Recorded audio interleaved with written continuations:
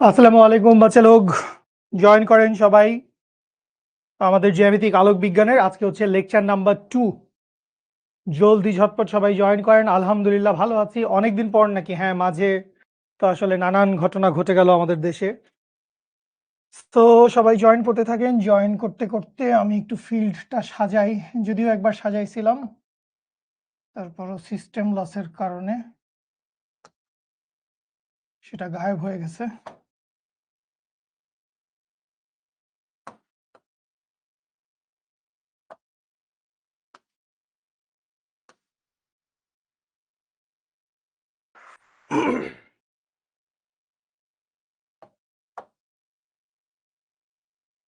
জুবাইর, ছুটি তোমার? কে বলছে এত কষ্ট করে ক্লাস করতে? ক্লাস করে কি হবে বাবু? আহ,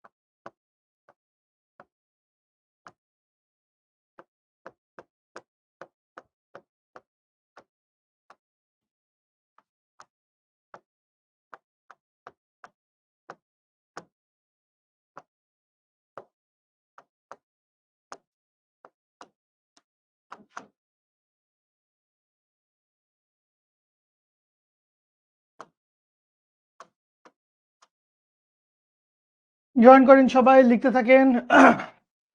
লিখতে থাকেন সবাই। তিনটা কেস আমরা দেখতে পাচ্ছি, আমি লিখে নেই তারপরে বলে দিচ্ছি।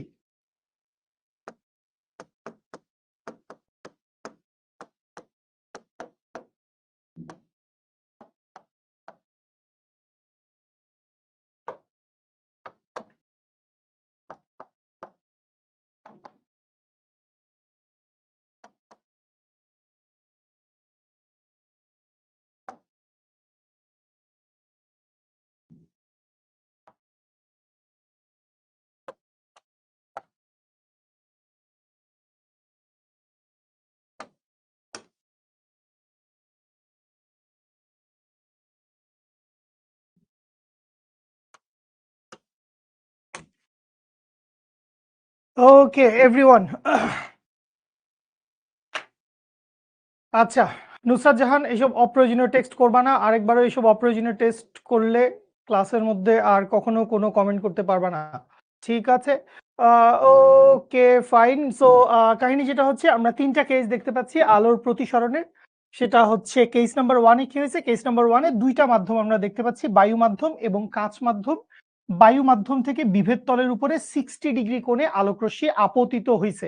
আচ্ছা, এরপরে চলে আসি কেস নাম্বার 2-তে। কেস নাম্বার 2-তে কি হয়েছে? কেস নাম্বার 2-তে বায়ু মাধ্যম আছে, মাঝখানে একটা তেল মাধ্যম ঢুকে গেছে এবং তেল মাধ্যমের নিচে নতুন আরেকটা মাধ্যম ঢুকে গেছে, এটা হচ্ছে কাঁচ মাধ্যম, ঠিক আছে? আচ্ছা, সো এইখানেও যেটা ঘটছে, বায়ু মাধ্যম থেকে 60 ডিগ্রি কোণে অবিলম্বের সাথে 60 ডিগ্রি কোণে বিভেদ তলের উপর আলোক রশ্মি আপতিত হয়েছে। আচ্ছা, কেস নাম্বার 3 তে কি হয়েছে? এবার এখানে মাধ্যম হচ্ছে 4টা, বায়ু মাধ্যম, তার মাঝখানে তেল মাধ্যম, তারপরে পানি মাধ্যম, এরপরে হচ্ছে কাঁচ মাধ্যম। এইখানেও যেটা বলছে বায়ু মাধ্যম থেকে 60 ডিগ্রি কোণে আলোক রশ্মি বিভেদ তলের উপর আপতিত হয়েছে, এবং এই প্রতিটা ক্ষেত্রেই তোমাকে একটাই কোয়েশ্চেন বাইর করতে বলছে। এই প্রতিটা ক্ষেত্রেই তোমাকে একটাই কোয়েশ্চেন করা হয়েছে। কি কোয়েশ্চেন করছে? তোমাকে কোয়েশ্চেন করা হয়েছে হচ্ছে কাঁচে প্রতিসরণ কোণটা কত। মানে আলোক রশ্মি যদি আসতে থাকে, যে প্রথমে কি হবে, বায়ু থেকে কাঁচে আসবে, পরেরটাই কি হবে, বায়ু থেকে তেলে ঢুকবে, তেলের পরে কাঁচে আসবে, এরপরে বায়ু থেকে তেলে ঢুকবে, তেলের পরে পানিতে ঢুকবে, এরপরে কাঁচে আসবে। সো প্রতিটা ক্ষেত্রে তুমি আসলে কি বাইর করবা? প্রতিটা ক্ষেত্রে তুমি বাইর করবা হচ্ছে কাঁচে আলোর প্রতিসরণের মান কত। ঠিক আছে, কাঁচে আলোর প্রতিসরণ। গুড, সে যদি দুইটা অ্যান্সার করছে, দুইটা অ্যান্সারই সেম। তুহিন মাহমুদ, গুড। জি মানে হচ্ছে কাঁচ, গ্লাস। গ্লিসারিন বললে আমরা GL লিখবো আর কি। ঠিক আছে, গ্লিসারিন বললে আমরা GL লিখবো। ঠিক আছে, ওকে। সো আমাকে একটু তিনটা কেসে, কেস নাম্বার 1-এ বলেন কাঁচে আলোর প্রতিসরণ কোণ কত, কেস নাম্বার 2-তে বলেন কাঁচে আলোর প্রতিসরণ কত, এবং কেস নাম্বার 3-তে বলেন কাঁচে আলোর প্রতিসরণ কোণ কত। আমি সবার কমেন্ট দেখি। আরমান বলছে সবগুলোতে একই হবে। ইরিন জামান একটা অ্যান্সার করছে। নাবিনা সিদ্দিকা, আপনি ভুল বলতেছেন। ঠিক আছে, আচ্ছা, চ্যাপ্টার শুরু হয়েছে মাত্র, আজকে দ্বিতীয় লেকচার, এবং আমরা এখনো এইচএসসির কোনো কিছুতে ঢুকি নাই। এখনই বেশ কঠিন লাগতেছে, বেশ চমৎকার একটা বিষয়। ওকে, হ্যাঁ, অনেকেই নতুন জয়েন করছো। আজকে আমাদের জ্যামিতিক আলোক বিজ্ঞান চ্যাপ্টারের লেকচার নাম্বার 2 ক্লাস। ঠিক আছে, সো লেকচার নাম্বার 2 আমরা পড়তেছি। সো আমরা এইটা আসলে সলভ করব কিভাবে? এইটা আসলে আমরা সলভ করব হচ্ছে স্নেলের সূত্র দিয়ে। সো স্নেলের সূত্রের যেটা প্রায়োগিক চেহারা আমরা দেখছিলাম, আমরা মনে রাখবো হচ্ছে μ1 sin θ1 সমান সমান হচ্ছে μ2 sin θ2। সো এই যে μ1 sin θ1 সমান μ2 sin θ2, এইটা হচ্ছে কি আমাদের স্নেলের সূত্র। সো এই স্নেলের সূত্র দিয়ে আমরা বেসিক্যালি এই অঙ্কটা সলভ করব। আমরা চাইলে স্নেলের সূত্র কখনো একবার ব্যবহার করব, কখনো দুইবার ব্যবহার করব, কখনো তিনবার ব্যবহার করব, বা কি করব সেটা আমাদের নিজেদের ব্যাপার। এটা আমরা পড়ছি আগের ক্লাসে। সুবহানা, আপনি ভুল অ্যান্সার দিচ্ছেন বোধহয়। সুবহানা, আপনি বোধহয় ভুল অ্যান্সার দিচ্ছেন। রাকিব শেখ, সো আপনারা যদি ঠিকঠাক মতো করেন, ঠিকঠাক মতো করেন, এই তিনোটা কেসেই, এই তিনোটা কেসেই বেসিক্যালি একই অ্যান্সার আসবে। তিনোটা কেসেই কাঁচের মধ্যে, করতে পারছেন সবাই? তিনোটা কেসেই কাঁচের মধ্যে কি হবে? Love you so much. তিনোটা ক্ষেত্রে কাঁচের মধ্যে 40-40 আসার কথা না, একটাই অ্যান্সার আসবে যদি ঠিকঠাক মতো করে থাকো, যদি ঠিকঠাক মতো করে থাকো। জুবায়ের বলছো, very good. Same answer, same answer, 35, সবই সেম আসবে। সো ইন অল কেসেস আমার অ্যান্সার বেসিক্যালি একই আসবে, এবং আমার সেই একই অ্যান্সারটা কি, আমার একই অ্যান্সারটা যা আসবে সেটা নিয়ে আমার কোনো মাথা ব্যথা নাই। আমার অ্যান্সারটা মোস্ট প্রবলি 35.26 ডিগ্রি আসবে, বা same for all three, same for all three cases. এই তিনোটা মাধ্যমেই আমার কি হচ্ছে, মানে এই তিনোটা কেসেই, মাধ্যম তো আসলে ভিন্ন কথা, এই তিনোটা কেসেই আমার অ্যান্সার একই আসতেছে। তো এখানে ব্যাপারটা কি? ব্যাপারটা হচ্ছে সবাই একটু এইটা বুঝো। ধরো আমি লাস্টের যে মাধ্যমটা আছে, লাস্টের মাধ্যমটাকে ধরে যদি বুঝি তাইলে আমার জন্য সহজ হবে। ধরো আমি বায়ু মাধ্যমকে নাম দিলাম হচ্ছে 1 নাম্বার মাধ্যম, তেল মাধ্যমকে নাম দিলাম 2 নাম্বার মাধ্যম, পানি মাধ্যমকে নাম দিলাম 3 নাম্বার মাধ্যম, কাঁচ মাধ্যমকে নাম দিলাম 4 নাম্বার মাধ্যম। তাহলে আমি যদি এই সূত্রটাই ব্যবহার করি যে μ1 sin θ1 সমান μ2 sin θ2, সো এই জিনিসটা আমার কাছে কি আসবে? এই জিনিসটা প্রথম মাধ্যমের জন্য আমার কাছে আসবে μ1, সরি, এই জিনিসটা প্রথম মাধ্যমের জন্য আসবে হচ্ছে μ1 sin θ1 সমান সমান আসবে হচ্ছে μ2 sin θ2। আবার দ্বিতীয় মাধ্যমের জন্য আসবে, মানে দ্বিতীয় প্রতিসারক তলে আসবে μ2 sin θ2 সমান সমান হচ্ছে μ3 sin θ3। এরপরে আবারও μ3 sin θ3 সমান সমান আসবে μ4 sin θ4। সো খেয়াল করো, তুমি যতবারই প্রতিসরণ ঘটাও না কেন, এখানে আমরা সর্বোচ্চ কি দেখতে পাচ্ছি? এখানে আমরা সর্বোচ্চ 3বার আলো প্রতিসরিত হয়েছে দেখতে পাচ্ছি। সো আলো যদি 3বার প্রতিসরিত নাও হয়, আলো যদি হচ্ছে 10বারও প্রতিসরিত হয়, বাট ইন অল কেসেস এই সম্পর্কটা তো চলতেই থাকবে, এই সম্পর্কটা কন্টিনিউয়াসলি চলতেই থাকবে। তাইলে যেটা হবে, এই μ1 sin θ1, দেখো এখানে কি আছে, μ2 sin θ2, তাহলে μ2 sin θ2, তাহলে μ1 sin θ1টা কি হবে? μ3 sin θ3 এর সমান হবে। আবার এইখানে যে μ3 sin θ3 আছে, এইটা μ3 sin θ3 এর সমান, তাহলে এই দুইটা সমান হয়ে যাচ্ছে। তাহলে এই যে μ1 sin θ1 আছে, এইটা μ4 sin θ4 এর সমান হয়ে যাবে। সো যতবারই মাধ্যম পরিবর্তন করবে, দিন শেষে আসলে কাঁচের ভিতর যখন ঢুকতেছে, দিন শেষে কাঁচের ভিতর যখন ঢুকতেছে, তখন আলোর বেগের মান একই থাকবে। সো বেগের মান একই থাকলে বেসিক্যালি প্রতিসরণ কোণের মানও একই থাকবে। সো এখানে দেখেন, সবচাইতে যেটা হাইলাইটেড বিষয়, শুরুতে আলোটা বায়ু মাধ্যম থেকেই কিন্তু আসছে। আলোটা শুরুতে কোথায় ছিল? বায়ু মাধ্যমে। শেষে কোথায় আসছে? কাঁচ মাধ্যমে। এখন এই দুইটার মধ্যে আমি যদি 10টা মাধ্যমও বসাই, অলওয়েজ আমার কি হবে? দিন শেষে আমার প্রতিসরণ কোণের মান সেম আসবে। বুঝতে পারছি সবাই? ওকে, নির্গমন কোণ একই মাধ্যমে হচ্ছে, ফাইনাল নির্গমন কোণ বা প্রতিসরণ কোণটা একই মাধ্যমে হচ্ছে। সো নির্গমন কোণ বা প্রতিসরণ কোণটা যেহেতু একই মাধ্যমে হচ্ছে, তাইলে এখানে কি হবে? আমার প্রতিসরণ কোণের মান অলওয়েজ সেম আসবে। আমার ইনিশিয়াল মিডিয়াম সেম, আদি মাধ্যম সেম বায়ু, এবং ইনসিডেন্ট অ্যাঙ্গেল আপতন কোণের মানও সেম। সো এইগুলার জন্য কি হবে? এইগুলার জন্য একই পরিমাণে প্রতিসরিত হবে। ঠিক আছে? হ্যাঁ, তেল ও পানি কাজ করবে, তেল পানি যা কাজ করার করছে, কিন্তু যখনই কাঁচের মধ্যে প্রবেশ করতেছে, দিন শেষে যখনই কাঁচের মধ্যে প্রবেশ করতেছে, তখনই বেসিক্যালি একই হয়ে যাচ্ছে। যারাই বুঝো নাই বলতেছো, আমার ধারণা লাস্ট ক্লাসটা করো নাই। লাস্ট ক্লাসের শেষে আমরা হুবহু এরকম একটা ম্যাথ করছিলাম। সো আপনি যদি আসলে লাস্ট ক্লাসটা না করে থাকেন, অনেকেই কমেন্ট করতেছেন, আমি ভাই এই কমেন্ট প্রচন্ড ভাবে হেট করি, আগের ক্লাস করি নাই, আজকের ক্লাস বুঝবো, সব বুঝবেন, আসেন শিখি। ঠিক আছে? Clear? Okay, love you so much, thank you. আচ্ছা, গেল দিন ক্লাসে আমি আন্তরিকভাবে দুঃখিত, একটু বেশি ভুলভাল করে ফেলছিলাম এদিক ওইদিক দিয়ে। সো একটা ছোট্ট জিনিস, এটা দু একজন স্টুডেন্ট আমাকে স্মরণ করায় দিছে। সো আমি এইটা একটু দেখায় দিয়ে যাই। এটা বেসিক্যালি আমাদের পিডিএফ এও ভুল রয়ে গেছে, সো কিছু করার নাই। ধরে নিলাম এইটা হচ্ছে হালকা মাধ্যম আর এইটা হচ্ছে ঘন মাধ্যম।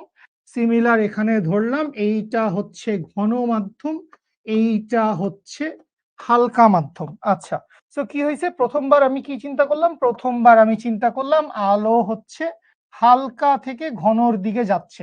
আলোটা কি করছে? আলোটা হচ্ছে হালকা থেকে ঘনর দিকে যাচ্ছে। তোর যাওয়ার কথা ছিল এই বরাবর, এই বরাবরও যাবে না, এই বরাবর না গিয়েও কি করলো? এই বরাবর না গিয়ে ও কাছাকাছি চলে আসলো। তাইলে এখানে এইটা হচ্ছে আসলে ইনসিডেন্ট অ্যাঙ্গেল আই, এইটা হচ্ছে রিফ্লেক্টেড অ্যাঙ্গেল আর, এবং আই এবং আর এর যে পার্থক্য, এইটাই হচ্ছে বিচ্যুতি কোণ। বিচ্যুতি কোণ আই সমান, সরি, বিচ্যুতি কোণ ডেল্টা সমান কি? বিচ্যুতি কোণ ডেল্টা সমান হচ্ছে আই মাইনাস আর। এখানে বিচ্যুতি কোণটা কোনটা? বিচ্যুতি কোণটা হচ্ছে এইটা। আই থেকে আমি কি করলাম? আই থেকে হচ্ছে আরটা বিয়োগ করে দিলাম। আচ্ছা, আর এইখানে আমি চিন্তা করলাম আলোক রশ্মি হচ্ছে ঘন মাধ্যম থেকে, আলোক রশ্মি কি করতেছে? ঘন মাধ্যম থেকে হালকা মাধ্যমের দিকে যাচ্ছে। তো ঘন মাধ্যম থেকে হালকা মাধ্যমের দিকে যাচ্ছে, এইভাবে যাওয়ার কথা, কিন্তু ও দূরে চলে যাবে, কারণ যেহেতু ও হালকা মাধ্যমে ঢুকছে। তাহলে এইখানে কি হচ্ছে? এইটা হচ্ছে ওর আপতন কোণ আই, এইটা হচ্ছে বেসিক্যালি, এই পুরাটা হচ্ছে ওর প্রতিসরণ কোণ আর। সো বিচ্যুতি কোণটা কোনটা? বিচ্যুতি কোণটা হচ্ছে এইটা, এই অ্যাঙ্গেলটা হচ্ছে বিচ্যুতি কোণ। সো এই জায়গায় ডেল্টা সমান কি? ডেল্টা সমান সমান হচ্ছে আর মাইনাস আই, অর্থাৎ আপতন কোণ এবং প্রতিসরণ কোণের যে পার্থক্য, সেটাকেই আমরা কি বলি? সেটাকেই আমরা বলি হচ্ছে বিচ্যুতি কোণ। ঠিক আছে? আচ্ছা, হালকা বানান বেশি কঠিন করে, একটু হালকা হালকা একটা ব্যাপার আছে, তো একটু হালকা হালকা একটা ফিল আছে, এই জন্য এইভাবে লিখছি। আপনি হালকা করে লিখেন বস, ঠিক আছে, কোনো সমস্যা নাই। তো এই গেল হচ্ছে বিচ্যুতি কোণের কথা, এটা নিয়ে আমরা ম্যাথ সলভ করছিলাম গেল দিনের পড়াটাই। সবসময় হচ্ছে বড়টা থেকে ছোটটা বিয়োগ করব, হ্যাঁ, বিচ্যুতি কোণ। ঠিক আছে? Okay, fine. এবার বারবারই কি পানি থেকে আলোতে প্রতিসরিত হচ্ছে আলো? বুঝলাম না। ওকে, আসি। আমরা এবার একটা ম্যাথ সলভ করি, সহজ ম্যাথ। আপনাকে কি বলছে? আপনাকে বলছে ছবি আঁকি। ছবি আঁকলে আমার জন্য ইজি হয়। সো আমি ধরে নিলাম এইটা হচ্ছে আমার একটা বিভেদ তল। এই বিভেদ তলের নিচে কি আছে? এই বিভেদ তলের নিচে আছে হচ্ছে সব পানি। এটা হচ্ছে পানি মাধ্যম। আচ্ছা, খুব ভালো কথা। আর এই বিভেদ তলের উপরে কি আছে? এই বিভেদ তলের উপরে লম্ব, এটা হচ্ছে আমাদের অভিলম্ব বা নর্মাল। সো এই পানি মাধ্যম থেকে আলোক রশ্মি যাচ্ছিল। পানি মাধ্যম থেকে কোথায় যাচ্ছিল? পানি মাধ্যম থেকে আলোক রশ্মি এই বিভেদ তলের উপর আপতিত হয়েছে।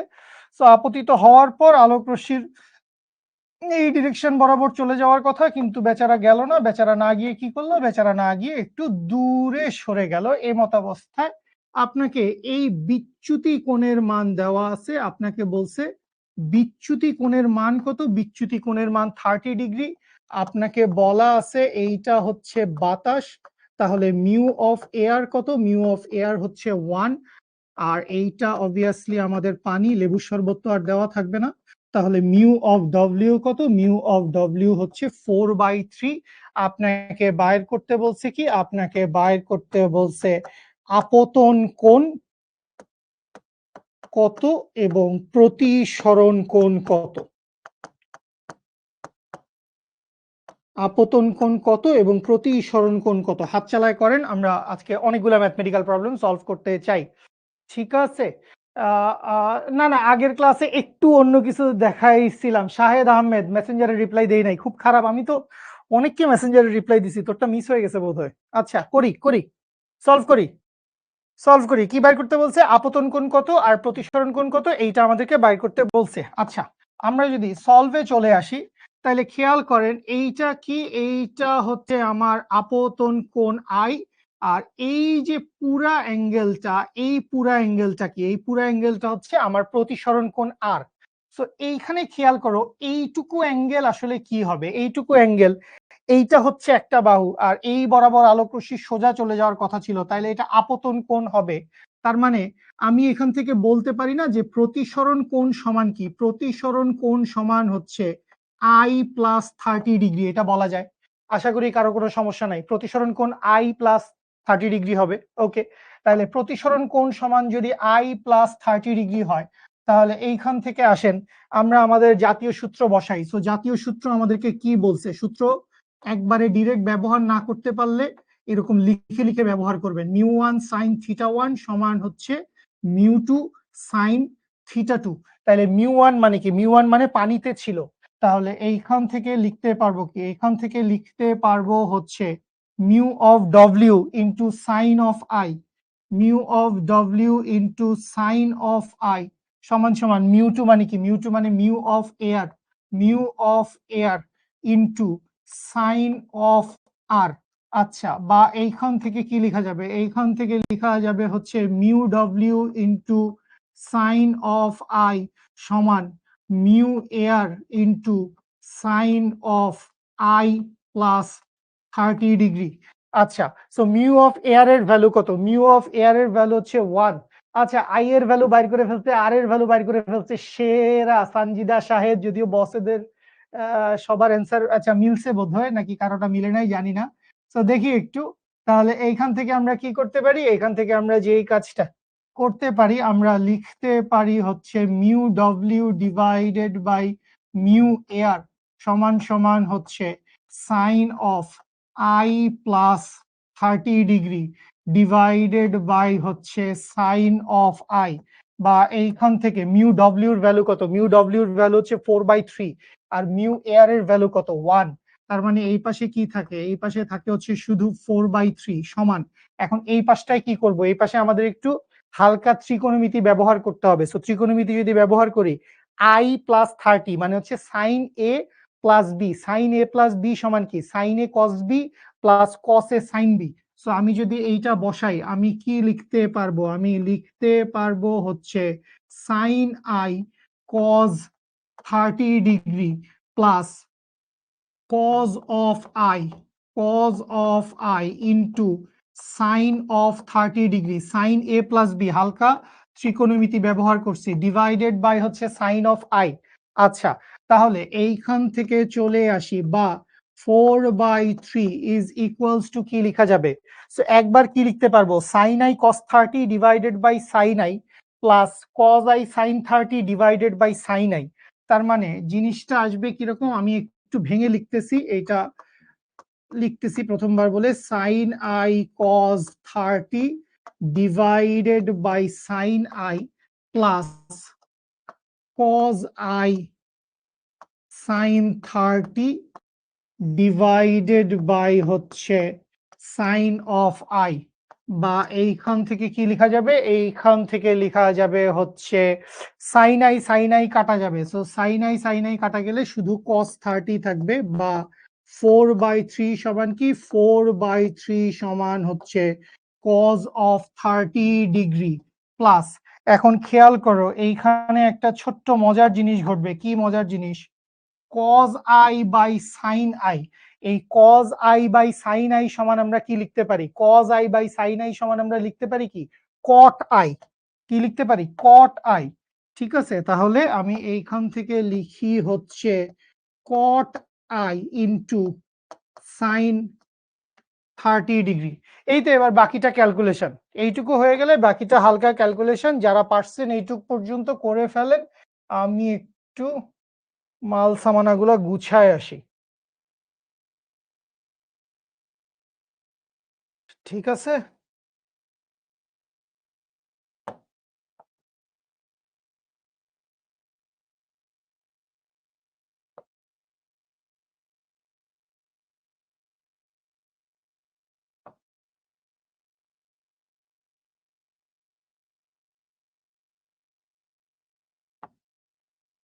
তাহলে cos 30 ডিগ্রির ভ্যালু কত? cos 30 ডিগ্রির ভ্যালু হচ্ছে √3/2, তাইলে 4/3 সমান √3/2 প্লাস cot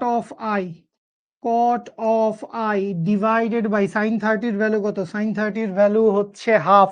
তাহলে বসায় দিলাম, তাহলে ওই পাশ থেকে আমরা কি লিখতে পারবো, এই পাশ থেকে আমরা লিখতে পারবো হচ্ছে 4/3 মাইনাস √3/2, বা 4/3 মাইনাস √3/2।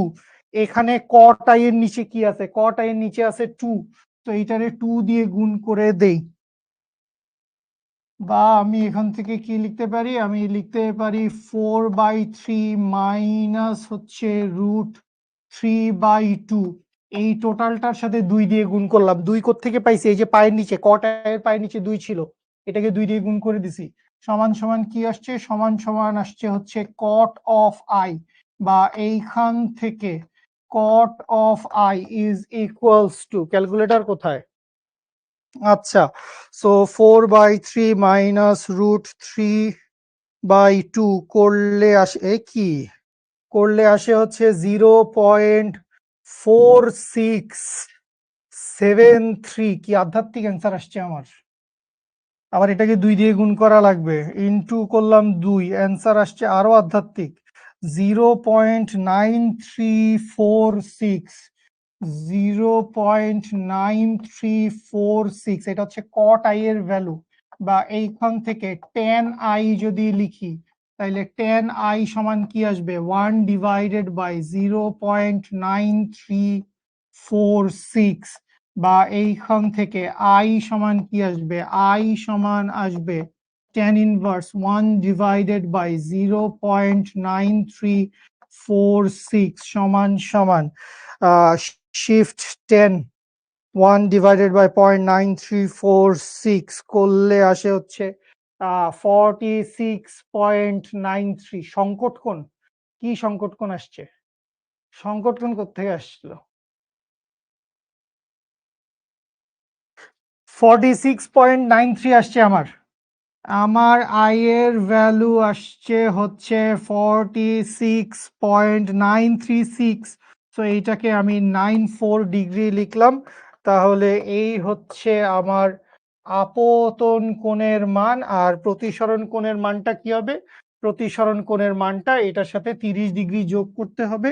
তাইলে প্রতিসরণ কোণের মান কত, প্রতিসরণ কোণের মান হচ্ছে মানে 76 হবে আর কি, 76 0.94 ডিগ্রি।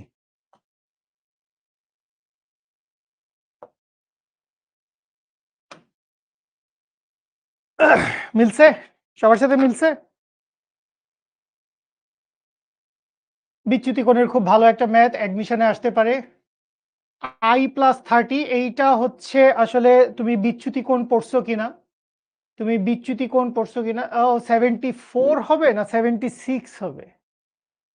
মানে একটা যদি 46 হয় আরেকটা তো 76 হবেই।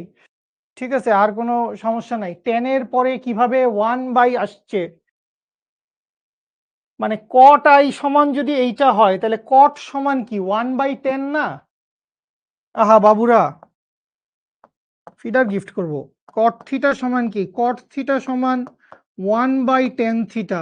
তো এইটা সমান যদি 0.9346 হয় তাহলে tan থিটা সমান কি হবে? tan থিটা সমান 1/0.9346 হবে। তাইলে থিটা সমান বাকিটা যা হওয়ার তাই হবে। এটা বুঝি না? বুঝতে পারছি? আর এর মান কই পাইছেন? এই যে আর এর মান আমরা জানতাম, আমাদেরকে কোয়েশ্চেনে বলা ছিল বিচ্যুতি কোণের মান 30 ডিগ্রি। কোয়েশ্চেনে বলা ছিল বিচ্যুতি কোণের মান 30 ডিগ্রি। দেখো কোয়েশ্চেনটা আমি আসলে লিখি নাই। কোয়েশ্চেনটা লিখলে কোয়েশ্চেনটা এরকম হইতো। আমি তো ছবি এঁকে অঙ্ক করছি। কোয়েশ্চেনটা এরকম হইতো, পানি থেকে বাতাসে আলো গেলে, পানি থেকে বাতাসে আলো গেলে 30 ডিগ্রি কোণে বিচ্যুত হয়। ঠিক আছে? আই কত, আর কত? সো এই হচ্ছে আমাদের কোয়েশ্চেন। ইজি ভাই, ইজি, দুনিয়ার ইজি, কি যে করেন না ভাই। ওকে, চলেন চলেন আমরা এবার মজার মজার দুইটা ম্যাথ করি। এইটা হচ্ছে মিনিমাম 3-4টা মাধ্যম দেওয়া থাকবে। মিনিমাম কি দেওয়া থাকবে? মিনিমাম 3-4টা মাধ্যম দেওয়া থাকবে। 3-4টা মাধ্যম দিয়ে আমাদেরকে আলোর প্রতিসরণ ঘটাইতে বলবে। সো এখানে বায়ু মাধ্যম থাকতে পারে, তেল মাধ্যম থাকবে, পানি মাধ্যম থাকবে, গ্লিসারিন থাকবে, ঠিক আছে, তারপরে কাঁচ থাকবে, মানে যা খুশি তাই। ঠিক আছে, আল্লাহ দুনিয়ার যা পদার্থ আছে সব কিছু থাকবে। সো এই অঙ্কটা একটু খেয়াল করেন, দুইটা অঙ্ক করাবো, একটু খেয়াল করেন সবাই। আমরা হুবহু টাইপের দুইটা ম্যাথ করব। ঠিক আছে, এই ম্যাথটার কোশ্চেন পড়ার দরকার নেই, আগে এইটা দেখো। ঠিক আছে, এইটা হচ্ছে ডিরেক্ট কেস। ঠিক আছে, ডিরেক্ট কেস ইনডিরেক্ট কেস এটা কি এখন বুঝবো না, আগে ডিরেক্ট কেসটা বুঝি, তারপর ইনডিরেক্ট কেসটা বুঝতে যাব। সো ডিরেক্ট কেসের ব্যাপারটা কি, আপনাকে কি বলছে? বায়ুর সাপেক্ষে পানির প্রতিসরণাঙ্ক। তাইলে আমি ধরে নিলাম উপরে কি ছিল? উপরে ছিল হচ্ছে বায়ু মাধ্যম। এরপরে কোথায় ঢুকছে? এরপরে ঢুকছে হচ্ছে এইটা একটা পানি মাধ্যমে ঢুকে গেছে। বায়ুর পরে কোথায় ঢুকে গেছে? বায়ুর পরে ও হচ্ছে একটা পানি মাধ্যমে ঢুকে গেছে। খুব ভালো কথা। সো আপনাকে বায়ুর সাপেক্ষে পানির একটা প্রতিসরণাঙ্ক দেওয়া আছে, সেটার ভ্যালু কত? 1.33। সো আপনাকে যে ইনফরমেশনটা দেওয়া আছে বায়ুর সাপেক্ষে পানির প্রতিসরণাঙ্ক, দ্যাট মিন্স বায়ুর সাপেক্ষে পানির প্রতিসরণাঙ্ক বলতে আমরা কি বুঝি? বায়ুর সাপেক্ষে পানির প্রতিসরণাঙ্ক বলতে আমরা বুঝি হচ্ছে পানির পরম প্রতিসরণাঙ্ক ডিভাইডেড বাই বায়ুর পরম প্রতিসরণাঙ্ক। এটার ভ্যালু কত? এটার ভ্যালু হচ্ছে 1.33। আচ্ছা, এরপরে কি বলছে একটু খেয়াল করেন। এরপরে যেটা বলছে পানি সাপেক্ষে একটি তেলের প্রতিসরণাঙ্ক। কোনো একটা তেল দেওয়া আছে, কেরোসিন তেল, পেট্রোল, কিছু একটা হইতে পারে। সো এখানে কি দেওয়া আছে? এখানে আমাদের কোনো একটা তেল, ডিজেল, অকটেন, ঠিক আছে, সয়াবিন তেল, নারিকেল তেল, ঠিক আছে, কিছু একটা দেওয়া আছে, নিদ্রা কুসুম তেল দিছে আর কি। এই নিদ্রা কুসুম তেল কিন্তু আমাদের হিরণময় বাউলিয়া দাদার অনেক পছন্দ। দাদাকে জিজ্ঞেস করিস ক্লাসে, দাদা হচ্ছে নিদ্রা কুসুম তেল মাথায় দিয়ে রাতে ঘুমায়। সো পানি থেকে আলোটা কোথায় গেছে? পানির থেকে আলোটা এখন তেলে ঢুকছে। সো আপনাকে এবার কি দেওয়া আছে? আপনাকে দেওয়া আছে হচ্ছে পানির সাপেক্ষে কোনো একটা তেলের প্রতিসরণাঙ্ক। সো এইটাকে আমরা কি লিখতে পারবো? এটাকে আমরা লিখতে পারবো হচ্ছে mu of oil divided by mu of water সমান সমান কত দেওয়া আছে? সমান সমান দেওয়া আছে হচ্ছে 1.45। সমান সমান দেওয়া আছে হচ্ছে 1.45। খুব ভালো কথা। আচ্ছা, এরপরে দেওয়া আছে তেলের সাপেক্ষে কাঁচের প্রতিসরণাঙ্ক 0.78। আচ্ছা, এইখানে আমাকে একটা কোশ্চেনের অ্যান্সার দেন দেখি, ব্রিলিয়েন্ট পিপল, আলোর প্রতিসরণ পড়ে আসছেন, ঠিক আছে? তো আমাকে একটু এইটা বলেন যে এখানে আমার যে কথাটা বলছে যে তেলের সাপেক্ষে কাঁচের প্রতিসরণাঙ্ক, সো আলোটা তেল থেকে কোথায় ঢুকছে? আলোটা তেল থেকে কাঁচে ঢুকছে। আপনাকে বলছে তেলের সাপেক্ষে কাঁচের প্রতিসরণাঙ্ক হচ্ছে 0.78। এর মানে আসলে কি? কোনটা হালকা আর কোনটা ঘন? আমাকে একটু বলেন। এর মানে আসলে কি? কোনটা হালকা? তেল এবং কাঁচ। এই কেসে অন্য কোনো কেস না। অন্য অঙ্কের কথা ভুলে যাও। তোমাকে এইখানে কি বলছে? তেলের সাপেক্ষে কাঁচের প্রতিসরণাঙ্ক হচ্ছে 0.78। সো এখানে কোন মাধ্যমটা ভারী বা কোন মাধ্যমটা হালকা? কোন মাধ্যমটা ভারী, কোন মাধ্যমটা হালকা? সবসময় মনে রাখেন, সবসময়কার জন্য মনে রাখেন, যখনই আমরা, এই যে আমার হালকা বানান নিয়েও আবার তাদের সমস্যা হবে, হালকা মিউ ঘন বাইর করব, সেইটার ভ্যালু সবসময় একের চাইতে বেশি আসবে। আর যখন আমি ঘন মিউ হালকা বের করব, সেইটার ভ্যালু একের চাইতে কম আসবে। হালকা মাধ্যমের সাপেক্ষে ঘন মাধ্যমের প্রতিসরণাঙ্ক সবসময় কি আসবে? একের চাইতে বেশি আসবে। আর ঘন মাধ্যমের সাপেক্ষে হালকা মাধ্যমের প্রতিসরণাঙ্ক সবসময় একের চাইতে কম আসবে। এইটা আমরা মাথায় রাখবো সবাই, ঠিক আছে? আচ্ছা, তো এই জিনিসটা আমরা একটু সাইডে সরায় দিই, এটা আমাদের লাগতেছে না, ঠিক আছে? আচ্ছা, সো এখানে আমাদের কে ঘন কে হালকা? এখানে আমাদের তেলটা ঘন, কাঁচটা হালকা, ঈষৎ হালকা আর কি। সবসময় এরকম নাও হইতে পারে, কখনো তেলটাও হালকা হইতে পারে। আমরা আজকে এই ঘন হালকা নিয়েও একটু কথাবার্তা বলবো। আচ্ছা, সো আপনাকে কি দেওয়া আছে? আপনাকে দেওয়া আছে অয়েলের রেসপেক্টে কাঁচের প্রতিসরণাঙ্ক কত? That means mu of glass divided by mu of oil সমান সমান কি আসছে? সমান সমান আসছে হচ্ছে 0.78। 0.78 এইটুকু ভ্যালু আমাদেরকে দিয়ে দেওয়া আছে। অনেকে অঙ্ক করে ফেলছো, যারা যারা 1.5 সামথিং অ্যান্সার বলছো, তোমাদের অ্যান্সারটা হয়েছে, ভেরি গুড, কংগ্রেচুলেশন। তোমরাই চান্স পাবে বুলেটে, ঠিক আছে? ওকে, সো এইখানে কি বলছে? কোশ্চেনের লাস্ট লাইনে আপনাকে কি বলছে? কোশ্চেনের লাস্ট লাইনে আপনাকে বলছে বায়ুর সাপেক্ষে কাঁচের প্রতিসরণাঙ্ক কত? বায়ুর সাপেক্ষে কাঁচের প্রতিসরণাঙ্ক কত? That means mu of glass divided by mu of air সমান সমান কত? এটা আমাদেরকে বের করতে বলছে। আচ্ছা, সো যেহেতু এইখানে অঙ্কের শুরুতেই আমি বলছি এটা হচ্ছে ডিরেক্ট কেস, তো ডিরেক্ট কেসের ব্যাপারটা একটু বুঝেন। এখানে আলো ঠিক যেই বরাবর গেছে, যেই সিরিয়ালে গেছে, সেই সিরিয়ালে আমাদেরকে ভ্যালু দেওয়া আছে। বায়ু থেকে পানিতে আসছে, তাহলে বায়ুর সাপেক্ষে পানি।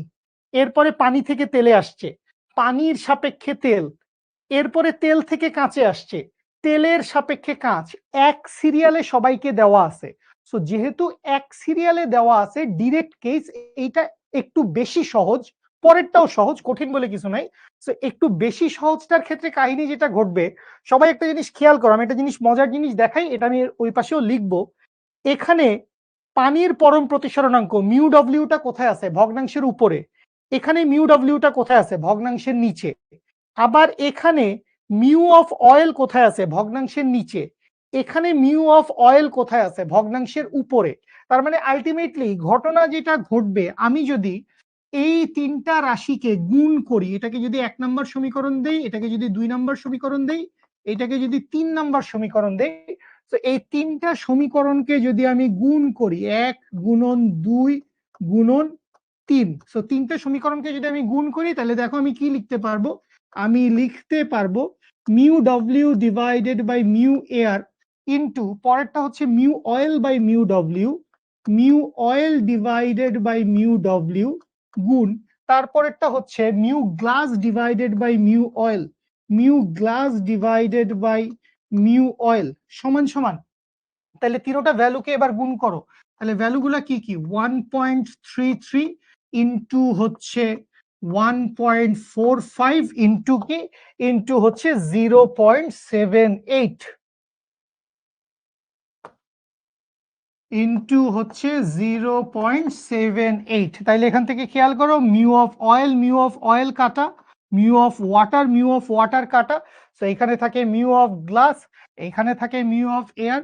তাহলে mu of glass over mu of air, তার মানে কি? তার মানে হচ্ছে বাতাসের সাপেক্ষে কাঁচের প্রতিসরণাঙ্ক কত আসে, এটার ভ্যালু ক্যালকুলেশন করলে 1.5 এর আশেপাশে কিছু একটা আসবে। 1.33 ইন্টু 1.45 ইন্টু 0.78, সো আসে হচ্ছে 1.50423। ছোট অ্যান্সার, পুরোটাই লিখবো 1.50423।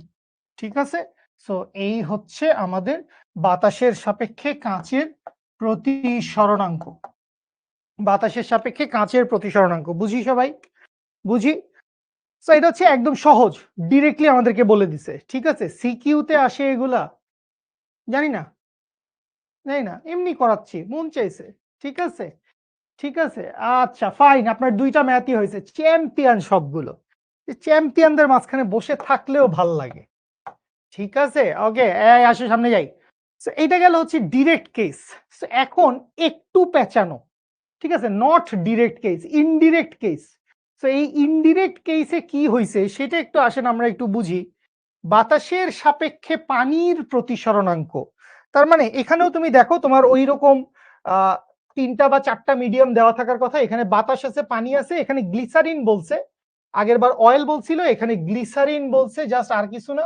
তো আমরা আবারও আর শেষেও কাঁচের কথা বলা আছে, তাহলে আমি ধরে নিলাম উপরে ছিল বাতাস, তার একটু নিচে কি ছিল, তার একটু নিচে ছিল হচ্ছে পানি ভাইয়া, তার নিচে ছিল গ্লিসারিন ভাইয়া, আর তার নিচে ছিল কাঁচ ভাইয়া।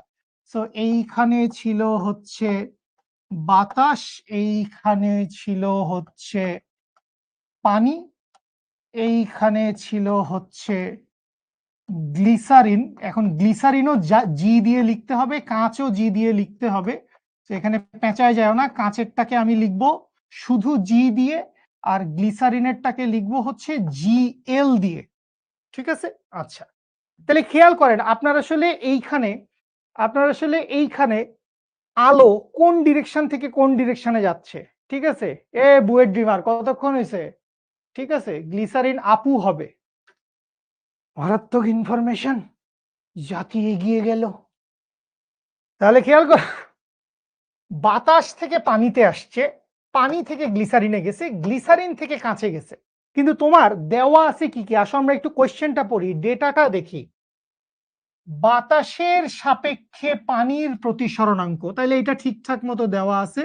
বাতাসের সাপেক্ষে পানির প্রতিসরণাঙ্ক, that means mu of water divided by mu of air, এইটা সমান হচ্ছে 1.33। একটু রসো, একটু ধৈর্য ধরো, তারপরে লিখো, অনেকের অ্যান্সার চলে আসছে, ভেরি গুড।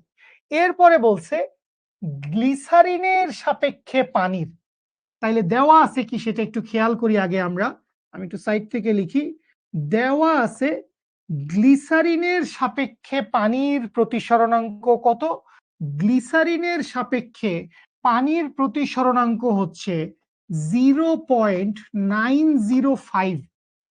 এটা হচ্ছে গ্লিসারিনের সাপেক্ষে পানিরটা দেওয়া আছে। এখন গ্লিসারিন থেকে তো আলো পানিতে যায় নাই, আলো তো পানি থেকে গ্লিসারিনে এসে আবার উল্টা দিকে ফেরত যাবে না, তাই না?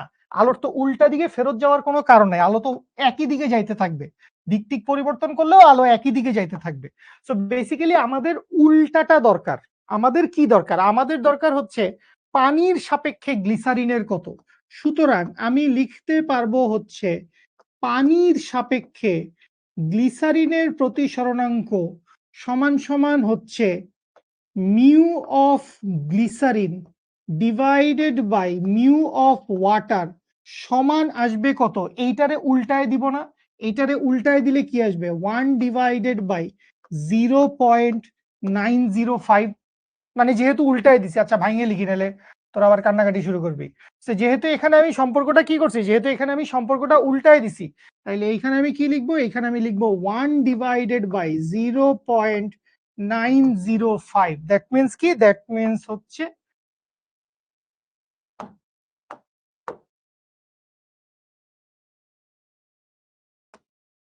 দ্যাট মিনস এখান থেকে আমি কি বলতে পারি, এখান থেকে আমি বলতে পারি হচ্ছে mu of glycerine divided by mu of water সমান সমান 1 ডিভাইডেড বাই 0.905।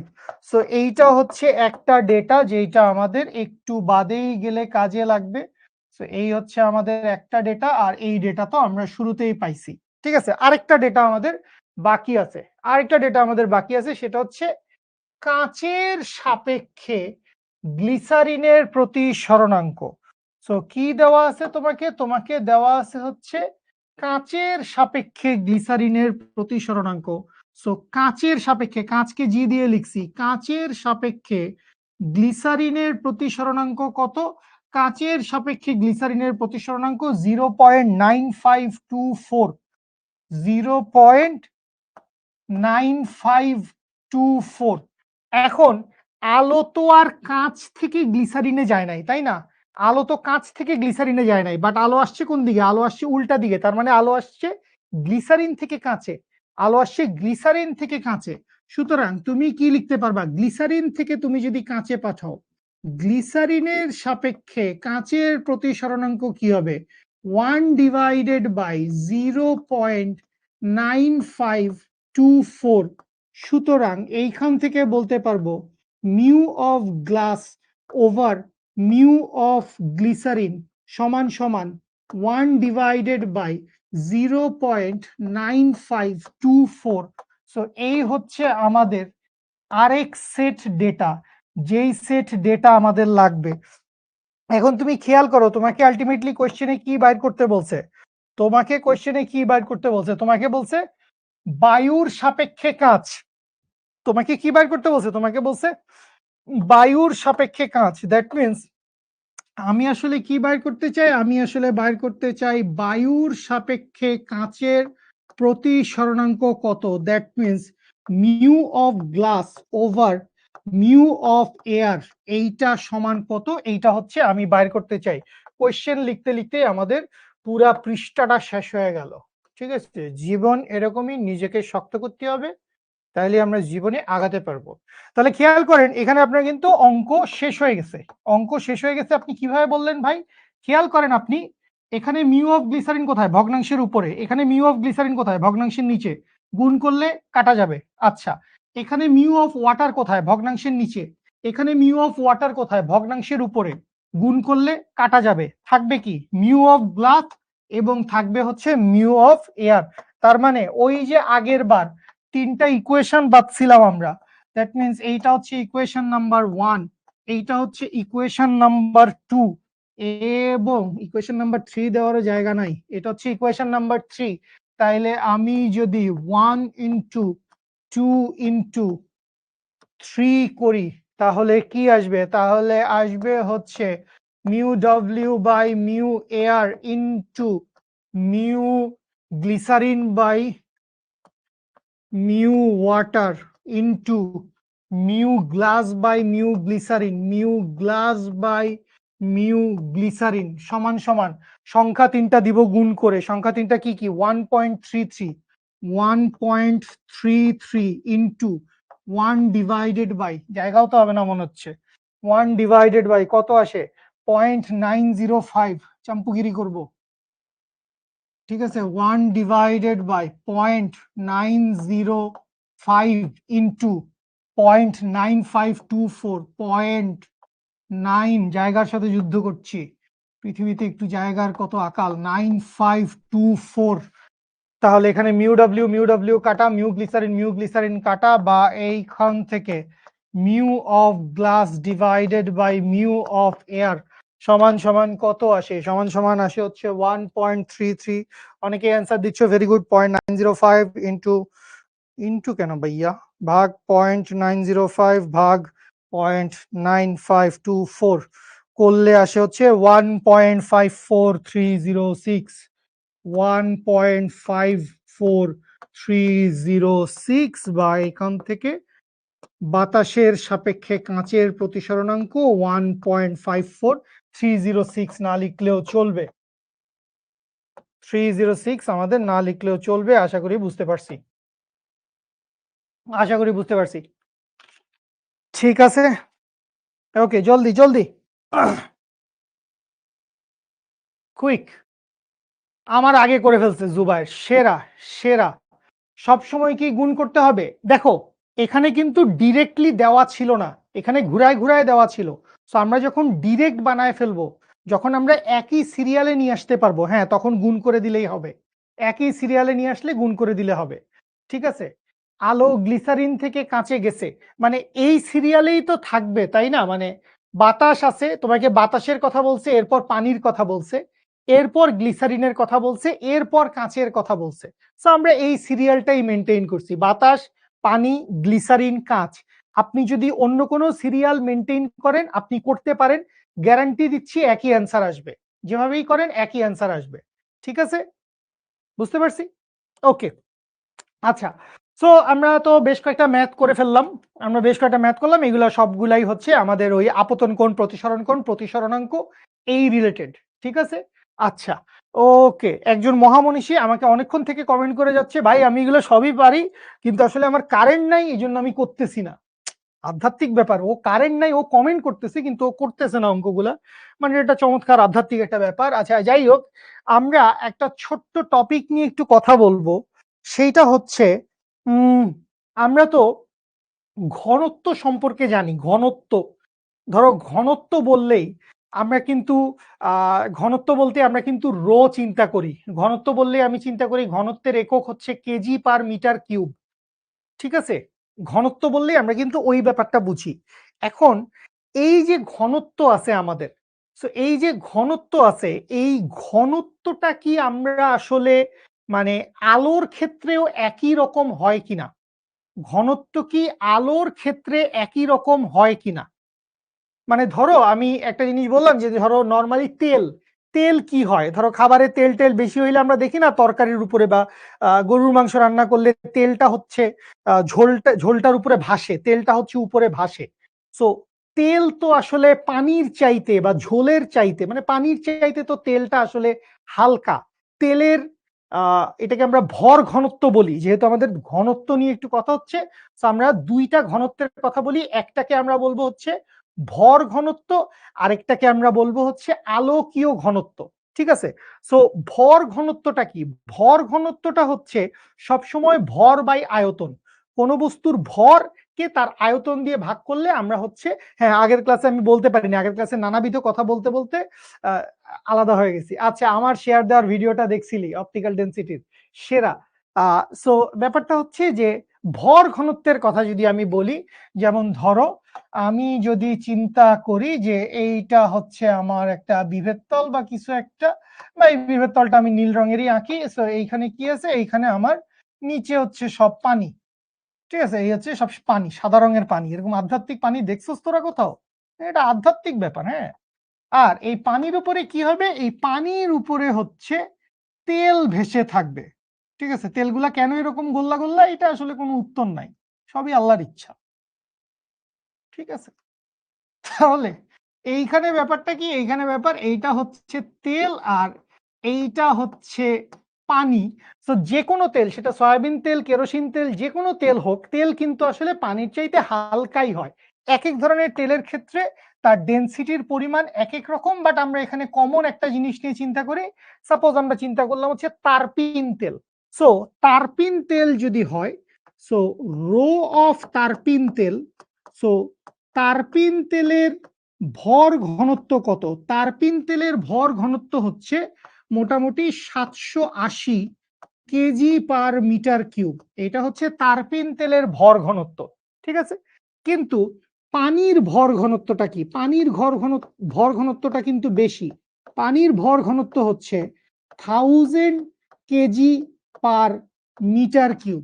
তার মানে এইখান থেকে আমি কি আসলে বলতে পারি যে কোনটা আসলে ঘন মাধ্যম বা কোনটা আসলে ভারী মাধ্যম? বলা যায় কোনটা আসলে ঘন মাধ্যম আর কোনটা আসলে ভারী মাধ্যম, এটা বলা যায় না। অবশ্যই আমরা বলতে পারবো যে পানি হচ্ছে, পানি তারপিন তেলের চেয়ে বেশি ঘন। পানি তারপিন তেলের চেয়ে বেশি ঘন, বা আমরা এখানে কি বলবো, বা পানির ঘনত্ব বেশি, আমরা কি বলতে পারবো, আমরা বলতে পারবো হচ্ছে পানির ঘনত্ব বেশি। সো এইখানে যেই ঘনত্বের কথা আমরা বলতেছি এইটাকে আমরা বলতে পারি হচ্ছে ভর ঘনত্ব বা মাস ডেনসিটি। এবং এই ভর ঘনত্বের এককটা আমরা জানি, ভর ঘনত্বের একক এসআই এককে বললে KG per metre cube, CGS একক টেককে অন্য কিছু হবে। এইটা হচ্ছে ভর ঘনত্বের হিসাব।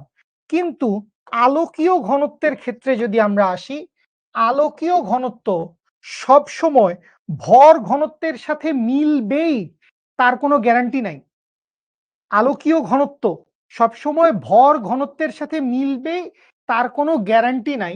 সো আমরা যদি এখন চলে আসি অপটিক্যাল ডেনসিটির কাছে, আলোকীয় ঘনত্ব এইটাকে আমরা কি বলি, এইটাকে আমরা বলি হচ্ছে অপটিক্যাল ডেনসিটি।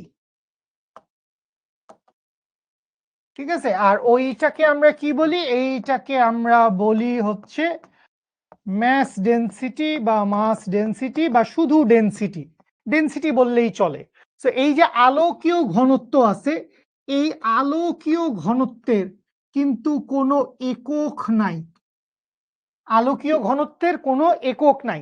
ঠিক আছে, মানে আলোর হিসাবে যেই মাধ্যমটা বেশি ঘন, আলোকীয় ঘনত্ব কি, তারপিন তেল এক ধরনের তেল, এটা একটু গ্রিস ট্রিজের মতো, কলকবজা মেশিনারি স্টেশনারিজ আটকায় গেলে তারপিন তেল ব্যবহার করা হয়, বা রং করার কাজে, ঠিক আছে, রং করার কাজে এক ধরনের তেল ব্যবহার হয়, সেটাও হইতে পারে।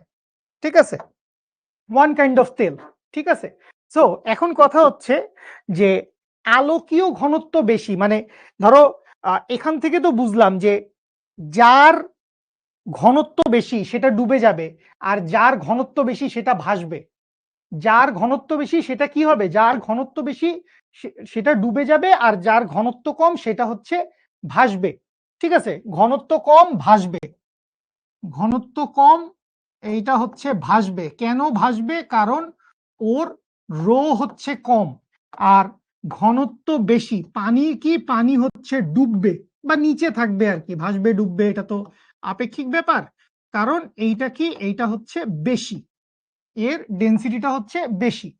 ঠিক আছে, আচ্ছা, কিন্তু যখনই আমি আলোকীয় ঘনত্বের কথায় আসব তখন যেটা হবে আমরা দেখব যে মিউ অফ ওয়াটার, পানির ঘনত্ব কত, পানির তো ঘনত্ব মোটামুটি পরিষ্কার বিশুদ্ধ পানি বা মোটামুটি পরিষ্কার পানি হইলেই হয়, সেটা হচ্ছে 4/3 বা হচ্ছে 1.33, 1.33। কিন্তু যদি তুমি ওই হুবহু তারপিন তেলের কথাই চিন্তা করো, তুমি যে তারপিন তেলটা নিয়ে আগের বার কাজ করছিলা, সেই তারপিন তেলের প্রতি সরণাঙ্ক হচ্ছে 1.47, তারপিন তেলটা হচ্ছে 1.47। ঠিক আছে, তার মানে এইখান থেকে আমরা কি বুঝতেছি, আলোকীয় ঘনত্বের হিসাবে তারপিন তেল বেশি ঘন, তারপিন তেল পানির চেয়ে বেশি ঘন, পানির চেয়ে বেশি ঘন। এটা কি ঘন, আলোকীয় ঘন, আলোর হিসাবে ঘন। ঠিক আছে, আচ্ছা, এই যে তারপিন তেল পানির চেয়ে বেশি ঘন, এইটা হইলে লাভ কি, এইটা হইলে লাভ যেটা হচ্ছে, আমরা এখান থেকে কয়েকটা জিনিস মাথায় রাখতে পারবো। সেইটা হচ্ছে মিউ অফ তারপিন তেল is greater than mu of পানি হবে, মিউ অফ তারপিন তেল is greater than mu of পানি হবে। তো আমরা এরকম একটা সম্পর্ক দেখছিলাম, তোমাদের মনে আছে কিনা প্রথম ক্লাসে স্নেলের সূত্র যখন পড়ছিলাম, μ2/μ1 সমান সমান হচ্ছে C1/C2, এরকম একটা সম্পর্ক দেখছিলাম। তার মানে কি, তার মানে যেই মাধ্যমের আসলে কি প্রতিসরণাঙ্ক বেশি, যেই মাধ্যমের প্রতিসরণাঙ্ক বেশি সেই মাধ্যমে আলোর বেগটা কি হবে, সেই মাধ্যমে আলোর বেগটা কম হবে। তার মানে এখানে তারপিন তেলের প্রতিসরণাঙ্ক বেশি, তারপিন তেলের প্রতিসরণাঙ্ক বেশি, তাহলে সি অফ তারপিন তেল, তারপিন তেলে আলোর বেগ সি অফ তারপিন তেল is less than c of পানি হবে। তারপিন তেলে পানির চাইতে কম বেগে হচ্ছে আলো চলবে। ঠিক আছে? বুঝতে পারছি সবাই? আচ্ছা, প্রতিসরণাঙ্ক মানে আলোকীয় ঘনত্ব বেশি মানে হচ্ছে আসলে প্রতিসরণাঙ্ক বেশি। যেই মাধ্যমের আলোকীয় ঘনত্ব বেশি সেই মাধ্যমের প্রতিসরণাঙ্ক বেশি। একই কথা। আর যেই মাধ্যমের প্রতিসরণাঙ্ক বেশি সেই মাধ্যমে আলোর বেগের মান কম। ক্লিয়ার? ওকে, ফাইন। তাহলে আমরা এখান থেকে ঘনত্ব আর ভর ঘনত্ব সম্পর্কে ক্লিয়ার হয়ে গেলাম। আচ্ছা, ছোটখাটো ২-১ টা টপিক আছে। ছোটখাটো ২-১ টা টপিক আছে। আমরা সেই ২-১ টা টপিক একটু দেখে ফেলি। আমি ধরে নিলাম যে আমার ২ টা মাধ্যম আছে। যেকোনো ২ টা মাধ্যম, এটা আমাদের ঘন বা হালকা চিন্তা করার দরকার নাই। আমি ধরে নিলাম যে এই হচ্ছে একটা বিভেদ তল, আর বিভেদ তলের উপরে এই হচ্ছে আমার অভিলম্ব। সো এইটা হচ্ছে ১ নাম্বার মাধ্যম, এইটা হচ্ছে ২ নাম্বার মাধ্যম। ঠিক আছে? আমাদের কোনো আ দরকার নাই। কি বলে? হালকা মাধ্যম, ঘন মাধ্যম এখানে আমাদের দরকার নাই। সো এইখানে আমি চিন্তা করলাম, আলোক রশ্মি কি করছে? আলোক রশ্মি অভিলম্ব বরাবর আপতিত হইছে। আলোক রশ্মি কি করছে? আলোক রশ্মি হচ্ছে অভিলম্ব বরাবর আপতিত হইছে। সো এই যে আলোক রশ্মি অভিলম্ব বরাবর আপতিত হইছে, এইখানে আপতন কোণের মান কত? কে বলতে পারবে? আলোক রশ্মি অভিলম্ব বরাবর আপতিত হইছে। প্রতিসরণাঙ্ক ইকুয়ালস টু অপটিক্যাল ডেনসিটি, না বলা যায় না। অপটিক্যাল ডেনসিটি একটা ফেনোমেনা, একটা বৈশিষ্ট্য। আর প্রতিসরণাঙ্ক বললে আমরা বুঝি হচ্ছে আসলে তার শূন্য মাধ্যমের সাপেক্ষে তার প্রতিসরণাঙ্ক বা পরম প্রতিসরণাঙ্ক। ২ টা অ্যান্সার আসছে। এই ২ টাই আসার কথা। একটা হচ্ছে 0 ডিগ্রি, একটা হচ্ছে 90 ডিগ্রি। সো মনে রাখেন, আই বা আর, আপতন কোণ বা প্রতিসরণ কোণ, এই ২ টা অলওয়েজ হচ্ছে অভিলম্বের সাথে। আপতন কোণ বা প্রতিসরণ কোণ এই ২ টা অলওয়েজ কার সাথে? এই ২ টা অলওয়েজ হচ্ছে অভিলম্বের সাথে। সো অভিলম্বের সাথে যদি হয় তাহলে তো অবভিয়াসলি বুঝতেই পারতেছেন 90 ডিগ্রি হওয়ার তো আসলে কোনো কারণ নাই। কারণ অভিলম্বের সাথে আসলে কত কোণ তৈরি করছে? অভিলম্বের সাথে আসলে 0 ডিগ্রি কোণ তৈরি করছে। বুঝতে পারলাম সবাই? আচ্ছা, ওকে। সো চলে আসি। আমি ধরে নিলাম যে এই মাধ্যমের প্রতিসরণাঙ্ক কত? এই মাধ্যমের প্রতিসরণাঙ্ক হচ্ছে μ1, আর এই মাধ্যমের প্রতিসরণাঙ্ক কত? এই মাধ্যমের প্রতিসরণাঙ্ক হচ্ছে μ2। সো আলটিমেটলি আমি আসলে এখান থেকে ছোট্ট একটা জিনিস জানতে চাই। এটা হয়তো তোমরা মুখস্থ অনেকে এখন বইলে ফেলাবা আন্দাজের উপরে। সেটা হচ্ছে প্রতিসরণ কোণ কত হবে? ঠিক আছে? প্রতিসরণ কোণ কত হবে? তো প্রতিসরণ কোণ কত হবে এটা আমি আসলে কিভাবে বুঝতে পারি? আমি আবারও আমার সেই জাতীয় সূত্র দিয়ে আসবো। আমার জাতীয় সূত্র কি? μ1 sin θ1 সমান μ2 sin θ2। আমি জানি না। আপনারা অনেক ব্রিলিয়ান্ট, আপনারা মুখস্থ বলে দিছেন প্রতিসরণ কোণ কত হবে, আমি জানি না। সো এইজন্য আমি কি করছি? আমি সূত্রের কাছে আসছি। আসেন সূত্রের কাছে আসি। সো এইখান থেকে আল্লাহ তো জানেই, তারপরেও আল্লাহ তো আমাদেরকে নিউটন, আইনস্টাইন, আর্কিমিডিস এইসব মানুষজন পাঠাইছে, ওরা তো আমাদেরকে কিছু জানাইছে, তাই না? তাহলে এখান থেকে আসেন, μ1 মানে কি? ১ নাম্বার মাধ্যমের প্রতিসরণাঙ্ক। তাহলে μ1 sin of i সমান সমান μ2 সাইন অফ আর। আমরা এই আর এর মান কত বাইর করতে চাই, বা এইখান থেকে μ1 সাইন অফ 0 ডিগ্রি সমান হচ্ছে μ2 সাইন অফ আর। বা এইখান থেকে সাইন 0 এর ভ্যালু কত? সাইন 0 এর ভ্যালু হচ্ছে 0। তাহলে পুরাটা 0 হয়ে গেল।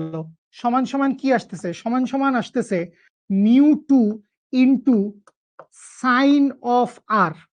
এখন খেয়াল করেন, আমাদের জন্য শূন্য বা বায়ু মাধ্যমের পরম প্রতিসরণাঙ্কটা কিন্তু মুখস্থ। আমরা জানি শূন্য বা বায়ু মাধ্যমের পরম প্রতিসরণাঙ্ক বা প্রতিসরণাঙ্ক হচ্ছে 1। শূন্য বা বায়ু মাধ্যমের পরম প্রতিসরণাঙ্ক হচ্ছে 1। তাহলে শূন্য বা বায়ু মাধ্যমের পরম প্রতিসরণাঙ্ক যদি 1 হয়, তাহলে অন্য যে কোনো মাধ্যম, অন্য যে কোনো মাধ্যমের পরম প্রতিসরণাঙ্ক কি হবে? 1 এর চাইতে বড় হবে না? অন্য যে কোনো মাধ্যমের পরম প্রতিসরণাঙ্ক 1 এর চাইতে বড় হবে। সো 1 এর চাইতে বড় হইল বা না হইল, যাই হোক, আমার কথা হচ্ছে এই যে μ2 আছে, এর মান কি কখনো 0 হইতে পারে? μ2 এর মান তো কখনো 0 হইতে পারে না। কোনো মাধ্যম মানে শূন্য মাধ্যমের চাইতে হালকা মাধ্যম তো কখনো হইতে পারে না। সো অবভিয়াসলি এই μ2 এর মান কি হবে না, μ2 এর মান কখনো 0 হবে না। সো যেহেতু μ2 ইজ নট ইকুয়ালস টু 0, সুতরাং সাইন অফ আর সমান কি, সাইন অফ আর সমান 0। সুতরাং আর সমান কি, আর সমান হচ্ছে 0 ডিগ্রি। আর সমান কি, আর সমান হচ্ছে 0 ডিগ্রি। ঠিক আছে, সো এই যে ঘটনাটা আছে, এই ঘটনাটা আমরা পড়লাম। এই ঘটনাটা বা টপিকটার আপনারা একটা নাম দিয়ে রাখতে পারেন। টপিকটার নাম হইতে পারে হচ্ছে লম্ব আপাতন। এবং আমরা মনে রাখবো যে কোনো একটা মাধ্যমের, যে কোনো দুইটা মাধ্যমের বিভেদ তলে মাধ্যম দুইটা ঘন হোক হালকা হোক, হালকা থেকে ঘনতে যাক, ঘন থেকে হালকায় আসুক, কোনো সমস্যা নাই। যদি আলোক রশ্মি লম্বভাবে আপতিত হয়, যদি আলোকরশ্মি কি করে, যদি আলোকরশ্মি লম্বভাবে আপতিত হয়, তাহলে প্রতিসরিত হওয়ার সময়ও লম্বভাবেই চলে যাবে। অর্থাৎ আপতন কোণ যদি 0 ডিগ্রি হয়, আপতন কোণ যদি 0 ডিগ্রি হয়, তাহলে প্রতিসরণ কোণের মানও 0 ডিগ্রি হবে। আপতন কোণ 0 ডিগ্রি হইলে প্রতিসরণ কোণের মান 0 ডিগ্রি হবে। সো এইটাকে আমরা কি বলবো, এইটাকে আমরা বলবো হচ্ছে লম্ব আপতন। এটাকে আমরা বলবো হচ্ছে লম্ব আপতন। বুঝি, আগেই কইছিলাম শূন্য হবে। আরে তোরা তো ব্রিলিয়েন্ট, আমি কি আর অত পারি নাকি তোদের মতো? এই জন্যই একটু ক্যালকুলেশন করে বের করি। অদ্ভুত অদ্ভুত। ঠিক আছে, কত কষ্ট করে জিরো বানাইলো। কত কষ্ট করে বলে জিরো বানাইছি। ঠিক আছে, ওকে ফাইন, সামনে আগাই।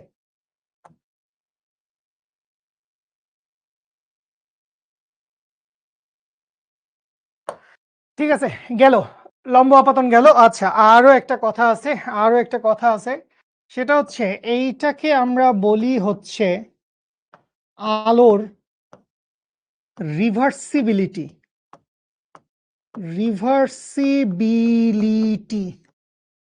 সো রিভার্সিবিলিটি মানে কি অনেকেই জেনে থাকবা, অনেকেই জেনে থাকবা। রিভার্সিবিলিটি মানে হচ্ছে রিভার্স বা বিপরীত পথে যাওয়ার অ্যাবিলিটি।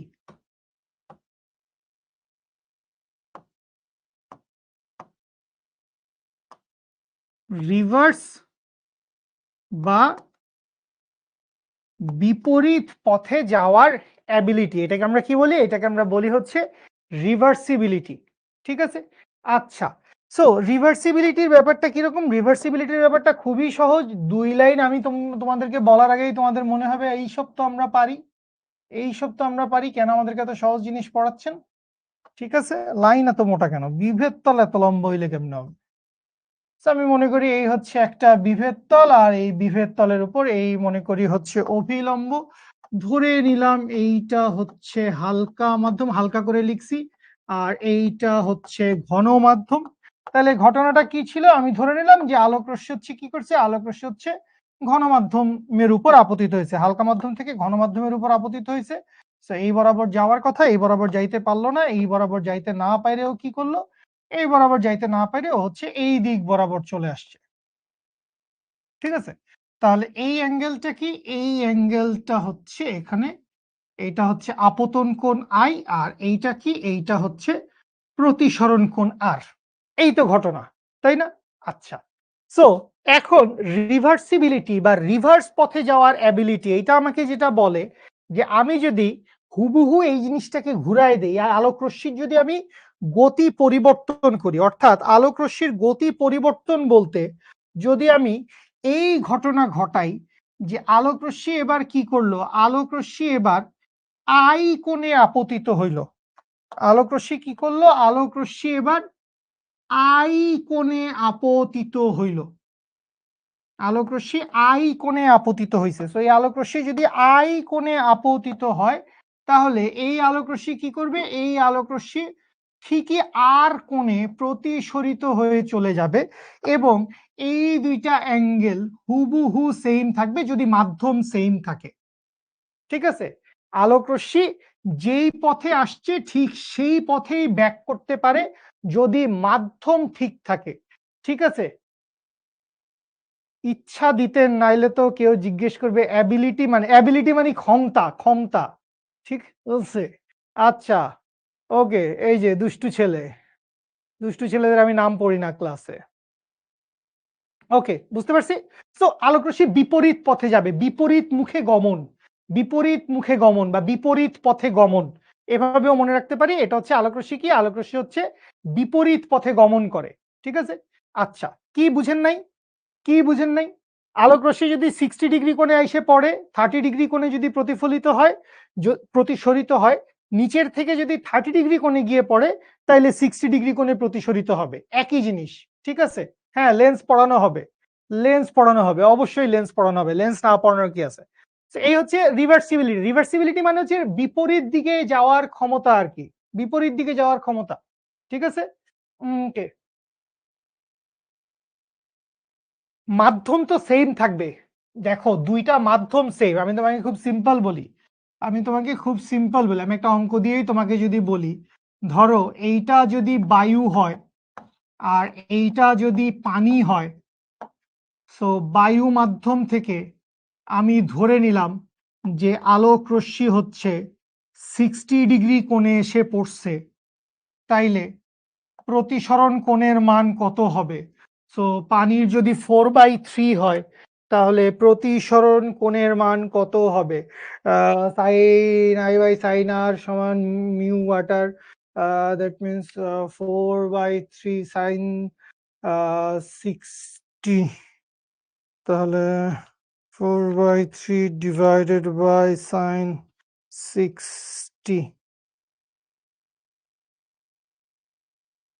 ওকে, শিফট সাইন।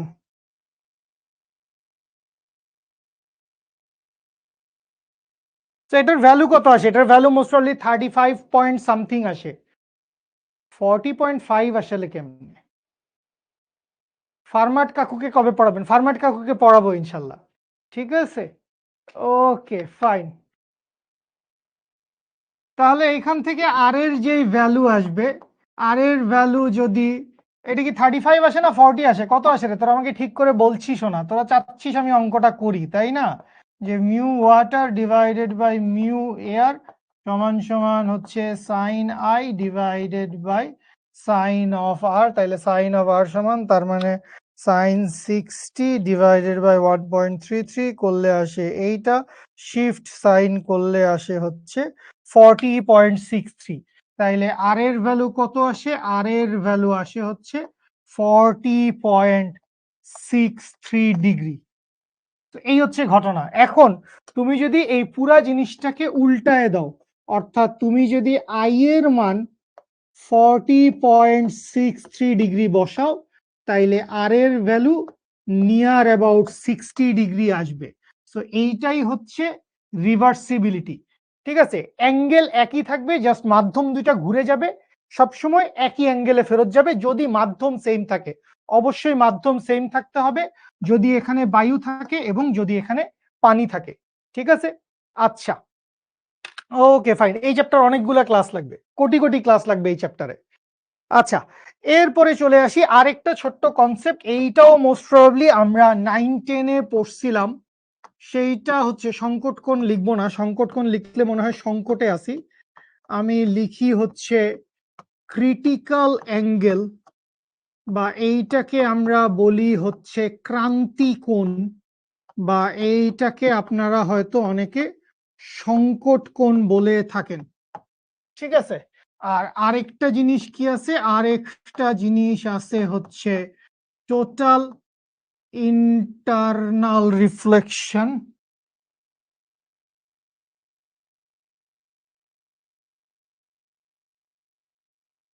অথবা এইটা কি আমাদের, এইটা হচ্ছে আমাদের পূর্ণ অভ্যন্তরীণ প্রতিফলন।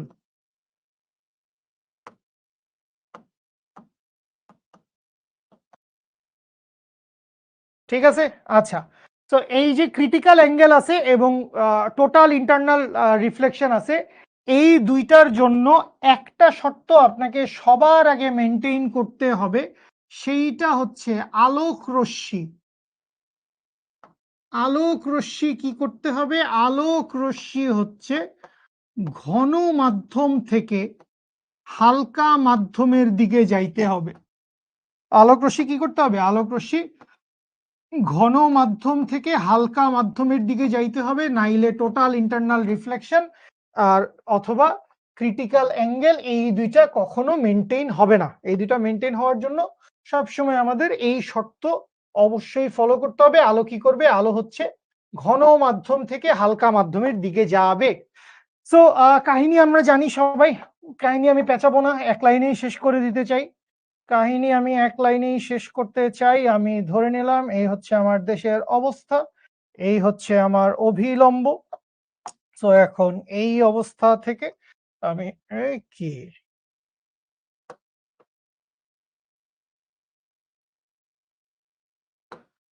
সো নিচেরটা কি? নিচেরটা হচ্ছে ঘন মাধ্যম, উপরেরটা হচ্ছে হালকা মাধ্যম। সো আলোক রশ্মি কি করবে? আলোক রশ্মি হচ্ছে ঘন মাধ্যম থেকে হালকা মাধ্যমের দিকে যাবে।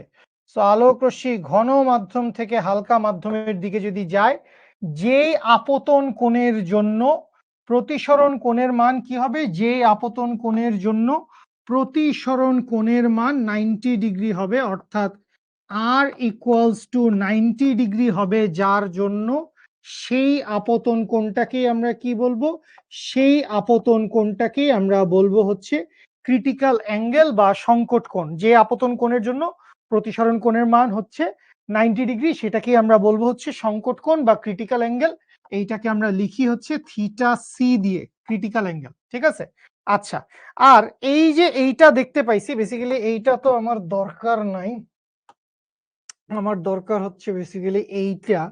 সো এখন এইটাকে যদি আমি এপাশে নিয়ে আসি, এখন আমি কি করব? এখন আমি বলবো যে আপতন কোণের মান কি হবে? আপতন কোণের মান সংকট কোণের চাইতেও বড় হবে। আপতন কোণের মান কি হবে? আপতন কোণের মান সংকট কোণের চাইতেও বড় হবে। যদি সংকট কোণের চাইতে বড় একটা কোণে আলোক রশ্মি আপতিত হয়, তাহলে সেই আলোক রশ্মি সম্পূর্ণরূপে প্রথম মাধ্যমে হচ্ছে প্রতিফলিত হয়ে চলে আসবে। এইটাই হচ্ছে টোটাল ইন্টারনাল রিফ্লেকশন। এখানে এইটা যদি আই হয়, এইটা হবে হচ্ছে আর, এবং এখানে মনে রাখতে হবে আপতন কোণের মান কি হবে? আপতন কোণের মান সংকট কোণের চাইতে বড় হইতে হবে। তো এই হচ্ছে আমাদের সংকট কোণ এবং টোটাল ইন্টারনাল রিফ্লেকশন। বুঝতে পারছি? বুঝতে পারছি?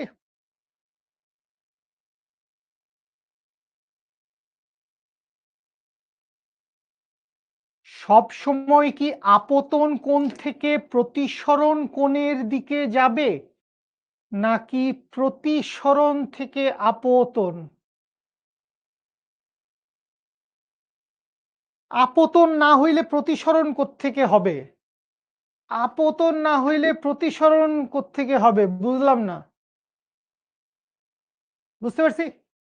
ওকে। আচ্ছা, সো এই যে সংকট কোণ আছে, এই সংকট কোণ নিয়ে আমরা আরেকটু ছোটখাটো একটু কথাবার্তা বলে ফেলি।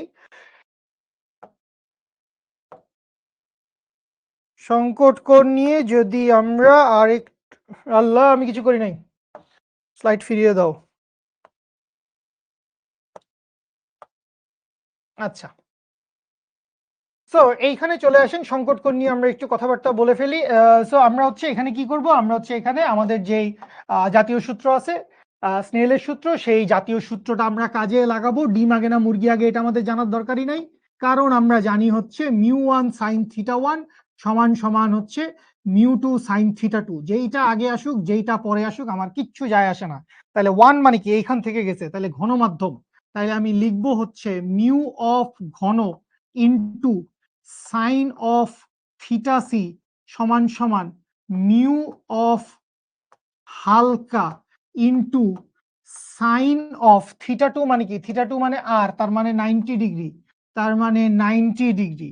বা এইখান থেকে লিখতে পারবো কি সাইন থিটা সি, বা এইখান থেকে লিখতে পারবো হচ্ছে সাইন থিটা সি সমান মিউ অফ হালকা মিউ অফ হালকাটা উপরে থাকলো, মিউ অফ ঘনটাকে পায়ের তলে পাঠায় দেই, তাহলে চলে গেল নিচে। মিউ অফ ঘন, বা এইখান থেকে লিখতে পারবো থিটা সি সমান কি, থিটা সি সমান হচ্ছে সাইন ইনভার্স, সাইন ইনভার্স হচ্ছে মিউ অফ হালকা ডিভাইডেড বাই মিউ অফ ঘন।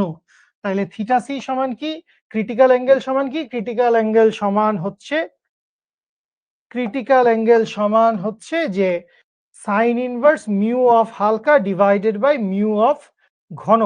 বুঝতে পারছি আশা করি সবাই, ঠিক আছে। আচ্ছা, এখন কথা হচ্ছে যে এই সূত্রটা আমাদের বইতে টইতে বা বেশিরভাগ জায়গায় খুব বেশি ব্যবহার হয় না। বিজ্ঞানী পলক, তুমি ক্লাসের শেষ পর্যন্ত থাকো, আমি কথা বলছি তোমার সাথে। অধৈর্য হইলে কেমনে হবে, কথা বলছি একটা বিষয়, ও বলে স্যার আমেরিকা যাব। কোনো কথা, আমেরিকা যাবি, যা পাসপোর্ট ভিসা করা, ঠিক আছে। আচ্ছা, ওকে। এখন এখান থেকে খেয়াল করেন, এই সূত্র আমাদের বইতে খুব বেশি দেওয়া নাই। সো আমাদের বইতে যে সূত্রটা বেশি দেওয়া আছে সেটার চেহারা আমরা একটু দেখে রাখি, কারণ সেটা আবার তোমরা অঙ্ক করতে গেলে অনেক সময় চোখের সামনে পাইতে পারো। সেটা হচ্ছে এই যে সম্পর্কটা আছে, এই সম্পর্কটা থেকে আমরা একটু সামনে আগাই। রাধিকা রায়, এইটাই তো সংকট কোণের সংজ্ঞা। সংকট কোণের সংজ্ঞা কি বাবু? সংকট কোণের সংজ্ঞাটা তোমার জানা নাই আসলে। তাহলে এই জায়গায় দেখো, সাইন থিটা সি সমান আমি কি লিখতে পারবো, আমি লিখতে পারবো বা sine theta c, sine theta c সমান কি লেখা যাবে, মিউ অফ হালকা কোথায়, উপরে, মিউ অফ ঘন কোথায়, নিচে। তাহলে আমি লিখতে পারবো ঘনর সাপেক্ষে হালকা মাধ্যমের প্রতি সরণাঙ্ক, বা এইখান থেকে, এখন আমার ঘন থেকে হালকাতে আলোক রশ্মি যায়, ঠিক আছে, কিন্তু আমাদের বেশিরভাগ সময় ঘন মাধ্যমের প্রতিসরণাঙ্কটা দেওয়া থাকে। আমাদের বেশিরভাগ সময় কি হয়, ঘন মাধ্যমের প্রতিসরণাঙ্কটা দেওয়া থাকে। ঘন মাধ্যমের পরম প্রতিসরণাঙ্ক কি দেওয়া থাকে, ধরো তোমাকে যখন বলে যে মিউ অফ গ্লাস, কাঁচের পরম প্রতিসরণাঙ্ক কত, কাঁচের পরম প্রতিসরণাঙ্ক 3/2। তো এইটা কার সাপেক্ষে, এইটা বেসিক্যালি বুঝে নাও, এইটা বেসিক্যালি বাতাসের সাপেক্ষে কাঁচের পরম প্রতিসরণাঙ্ক। তার মানে ব্যাপারটা কি, তার মানে ব্যাপারটা হচ্ছে হালকা মাধ্যমের সাপেক্ষে ঘন মাধ্যমের প্রতিসরণাঙ্ক দেওয়া থাকে। আমাদেরকে বেশিরভাগ সময় প্রতিসরণাঙ্ক দেওয়া থাকে হচ্ছে এই সেটআপে, হালকা মাধ্যমের সাপেক্ষে ঘন মাধ্যমের প্রতিসরণাঙ্ক দেওয়া থাকে। তাহলে এখানে আমাদের ঘন থেকে হালকায় দেওয়া আছে। তো এটারে আমি জাস্ট একটু উল্টায় দেই, তো এটারে আমি জাস্ট যদি একটু উল্টায় দেই, তাহলে কি লিখতে পারবো, বা sine of theta c, sine theta c সমান, আমি কি চাই, আমি চাই হালকা থেকে ঘন। সো হালকা থেকে ঘনতে চান, উল্টায় দেন 1/বাই হালকা মিউ ঘন। তো এই সূত্রটাই বেসিক্যালি আমাদের বইপত্রে বেশিরভাগ জায়গায় লেখা থাকে। আমি এই জিনিসটা মুছলাম না, এই জিনিসটা থাকলো ছোট করে, যাদের দরকার দেখে বুঝতে চাই যে কেন কাহিনীটা ঘটাইছি আমরা, তাইলে বুঝবেন আশা করি। ওকে, তাহলে এখান থেকে চিন্তা করেন আমরা কি লিখতে পারবো, আমরা লিখতে পারবো সুতরাং থিটা সি সমান কি, থিটা সি সমান হচ্ছে সাইন ইনভার্স আসবে, থিটা সি সমান কি, থিটা সি সমান ক্রিটিক্যাল অ্যাঙ্গেল সমান হচ্ছে সাইন ইনভার্স 1/বাই হালকা মাধ্যমের সাপেক্ষে ঘন মাধ্যমের প্রতিসরণাঙ্ক। থিটা সি সমান কি, থিটা সি সমান হচ্ছে হালকা মাধ্যমের সাপেক্ষে ঘন মাধ্যমের প্রতিসরণাঙ্ক। আরেকটু কথা বলা আছে, আরেকটু কথা বাকি আছে। সেটা কি, সেটা হচ্ছে আমাদেরকে অনেক সময় হালকা মাধ্যম বলতেই বায়ু মাধ্যমের কথা বলা থাকে। হালকা মাধ্যম বললেই আমাদেরকে কি বলা থাকে, হালকা মাধ্যম বললেই আমাদেরকে বলা থাকে হচ্ছে বায়ু মাধ্যমের কথা। তো হালকা মাধ্যম মানেই যদি বায়ু মাধ্যম হয়, তাহলে মিউ অফ এয়ার কত, মিউ অফ এয়ার হচ্ছে 1। সুতরাং মিউ অফ ঘন, বা মিউ অফ ঘন এভাবে লেখারই দরকার নাই। সুতরাং তখন আমি কি লিখতে পারবো, আমি লিখতে পারবো এই থিটা সি সমান কি, কোথায় লিখবো, বায়ু মাধ্যম, বায়ুর প্রতিসরণাঙ্ক কত, বায়ুর প্রতিসরণাঙ্ক হচ্ছে 1।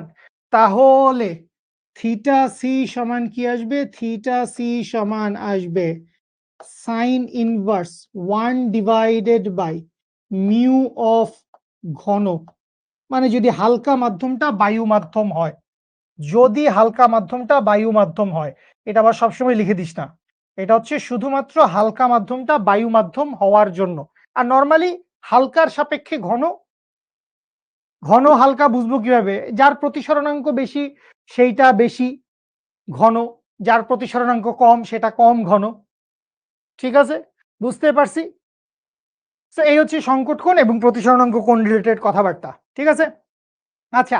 তো এখানে সংকট কোণের সংজ্ঞা বলা আছে, আলোকরশ্মি ব্লা ব্লা ব্লা ঘন মাধ্যম থেকে হালকা মাধ্যমে আপতিত হয়। সো ঘন মাধ্যম থেকে হালকা মাধ্যমে প্রবেশ করার সময় বিভব আপতিত হলে আপতন কোণের যেই নির্দিষ্ট মানের জন্য প্রতিসরণ কোণের মান 90 ডিগ্রি হয়, সেটাকে কি বলে? সেইটাকে বলে হচ্ছে সংকট কোণ। সবাই আমরা জানি। ঠিক আছে, প্রতিফলন কোণ না বাবু, প্রতিফলন না, প্রতিসরণ। প্রতিসরণ কোণ, প্রতিফলন বলছো কেন? প্রতিসরণ কোণ। আচ্ছা, পূর্ণ অভ্যন্তরীণ প্রতিফলন, টোটাল ইন্টারনাল রিফ্লেকশন, পূর্ণ অভ্যন্তরীণ প্রতিফলন, টোটাল ইন্টারনাল রিফ্লেকশন। কি বলছে? যখন আমার আপতন কোণের মান কি হবে? আপতন কোণের মান সংকট কোণের চাইতে বড় হবে, তখন সম্পূর্ণ আলো প্রথম মাধ্যমে ফেরত চলে আসে। এই ঘটনাকে টোটাল ইন্টারনাল রিফ্লেকশন বলে। ঠিক আছে, তো এইখানে আপনাকে ছবি টবি দিয়ে সুন্দর বুঝাই দেওয়া হয়েছে নর্মালি রিফ্রাকশন কিভাবে হয়, প্রতিসরণ কেমনে হয়। এই দিক দিয়ে আসতেছিল, আলোক রশ্মির যাওয়ার কথা ছিল কোন দিকে, এটা মোটামুটি আমরা অনেকবার দেখে ফেলছি, আর দেখার কিছু নেই। আলোক রশ্মি এইদিকে যাওয়ার কথা, কিন্তু এইদিকে যাবে না, সে হচ্ছে বড় বাঁকায় যাবে। সো বাঁকায় গেছে। সো এখানে সংকট কোণে আলোক রশ্মি আপতিত হয়েছে। সংকট কোণে আলোক রশ্মি আপতিত হইলে প্রতিসরণ কোণের মান কত হয়? প্রতিসরণ কোণের মান হয় হচ্ছে 90 ডিগ্রি। আর এখানে সংকট কোণের চাইতে বড় কোণে আপতিত হয়েছে, এখানে আই ইজ গ্রেটার দেন হচ্ছে থিটা সি। তো এটা হচ্ছে টোটাল ইন্টারনাল রিফ্লেকশন। ঠিক আছে, ওকে ফাইন। করেন দেখি অঙ্কটা, অঙ্কটা সলভ করেন। ভাই আমি তো কাউকে জোর করে বাইন্ধে রাখি নাই, তোর ছুটি লাগলে তুই চলে যাবি। ঠিক আছে, এই চ্যাপ্টারের ভলিউম দেখে আমার মনে হচ্ছে এই চ্যাপ্টার পড়াইতে আমার 13-14 ক্লাস লাগবে।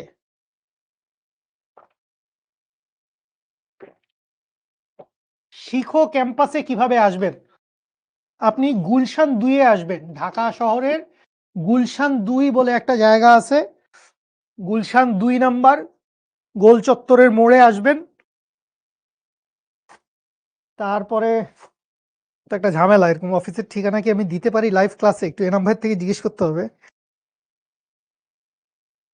জানাই আর কি, গুলশান 2 এর দিকে আইসে আমার সাথে একটু যোগাযোগ কইরো, তাইলেই হবে। 45 degree Sejuti Tasmia Sanjida, very good, very good.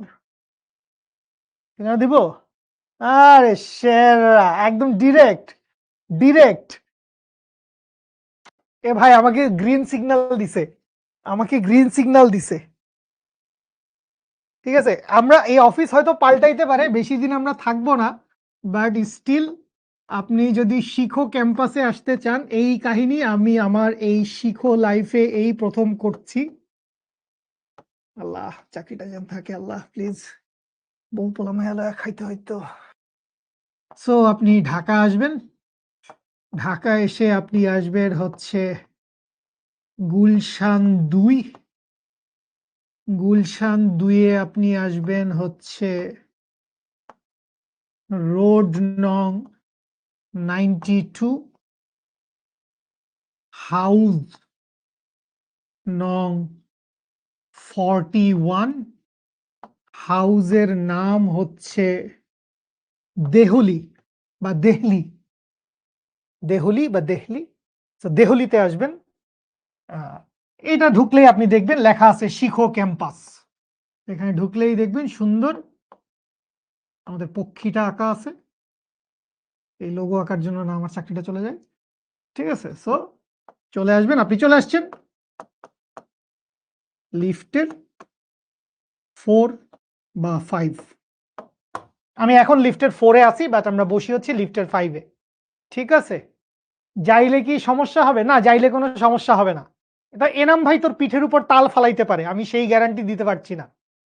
অফিসে আসলে এনাম ভাই যে তোর পিঠের উপর তাল ফালাবে না, আমি এই গ্যারান্টি দিতে পারছি না। ঠিক আছে? ওকে। আগুন পক্ষী। ওকে, হ্যাঁ, পদার্থবিজ্ঞান ক্লাস। নাস্তা নিয়ে যাইতে হবে। আরে কে তুই? আয় আয় বাবা, আয় আয় আয়।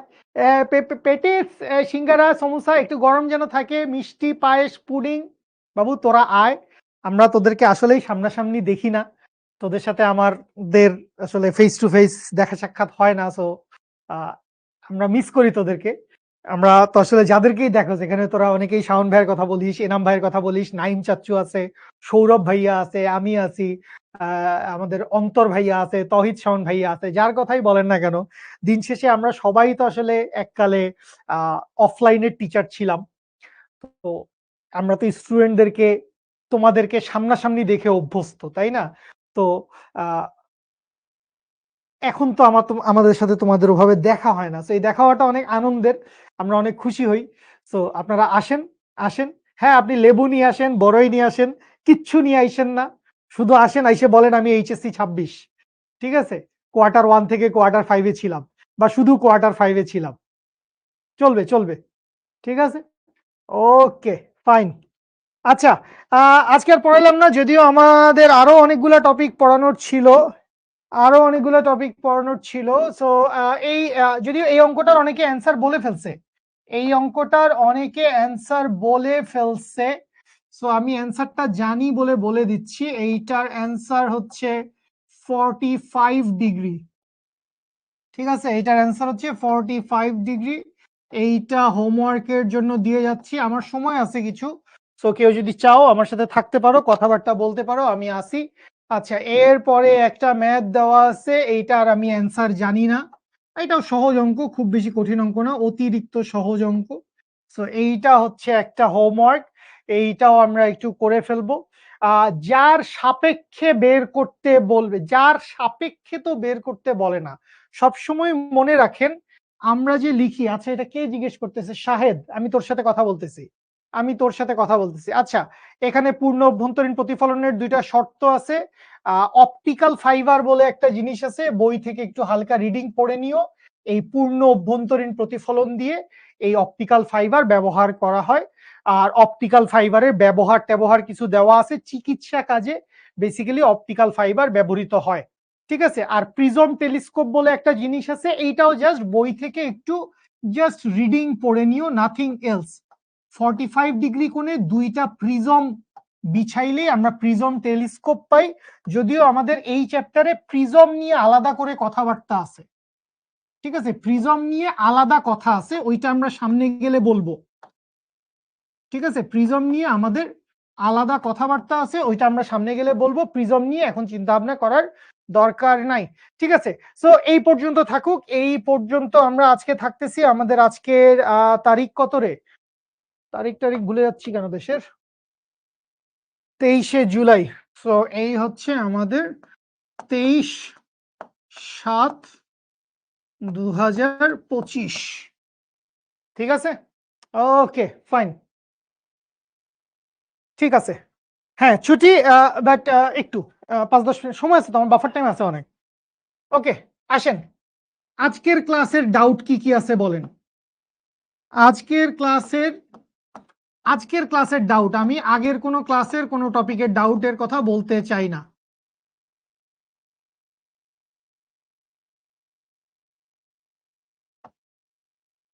আজকের ক্লাসে কি টপিকের সমস্যা, কি বুঝেন নাই? ঠিক আছে, আচ্ছা, আপনার সাইনটা দেন প্লিজ। সাইন টাইন চাচ্ছি, এটাকে বসে না মায়েরা নিয়ে যায়, সব টেনশনে আছি। আচ্ছা, আচ্ছা, সো যখন আমরা এইটা লিখি 1μ2 সমান সমান হচ্ছে সাইন আই বাই সাইন আর, এইটা কিন্তু অলওয়েজ প্রথম মাধ্যমের সাপেক্ষে, প্রথম মাধ্যমের সাপেক্ষে দ্বিতীয় মাধ্যমের প্রতিসরণাঙ্ক। প্রথম মাধ্যমের সাপেক্ষে দ্বিতীয় মাধ্যমের প্রতিসরণাঙ্ক। এখন তুমি জিজ্ঞাসা ভাই প্রথম মাধ্যম কোনটা? হ্যাঁ, প্রথম মাধ্যম কোনটা? প্রথম মাধ্যম হচ্ছে দুইটা কথা। এক হচ্ছে বস্তু যেখানে অথবা আলো যেখান থেকে আসে, বস্তু যেখানে বা আলো যেখান থেকে আসে। আর দ্বিতীয় মাধ্যম কোনটা? দ্বিতীয় মাধ্যম হলো চোখ বা বিম্ব যেখানে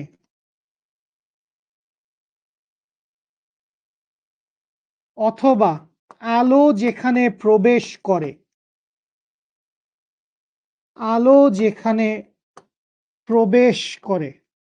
সো সবসময়ই আমাদের কাহিনী হবে প্রথম মাধ্যমের সাপেক্ষে দ্বিতীয় মাধ্যমের প্রতিসরণাঙ্ক।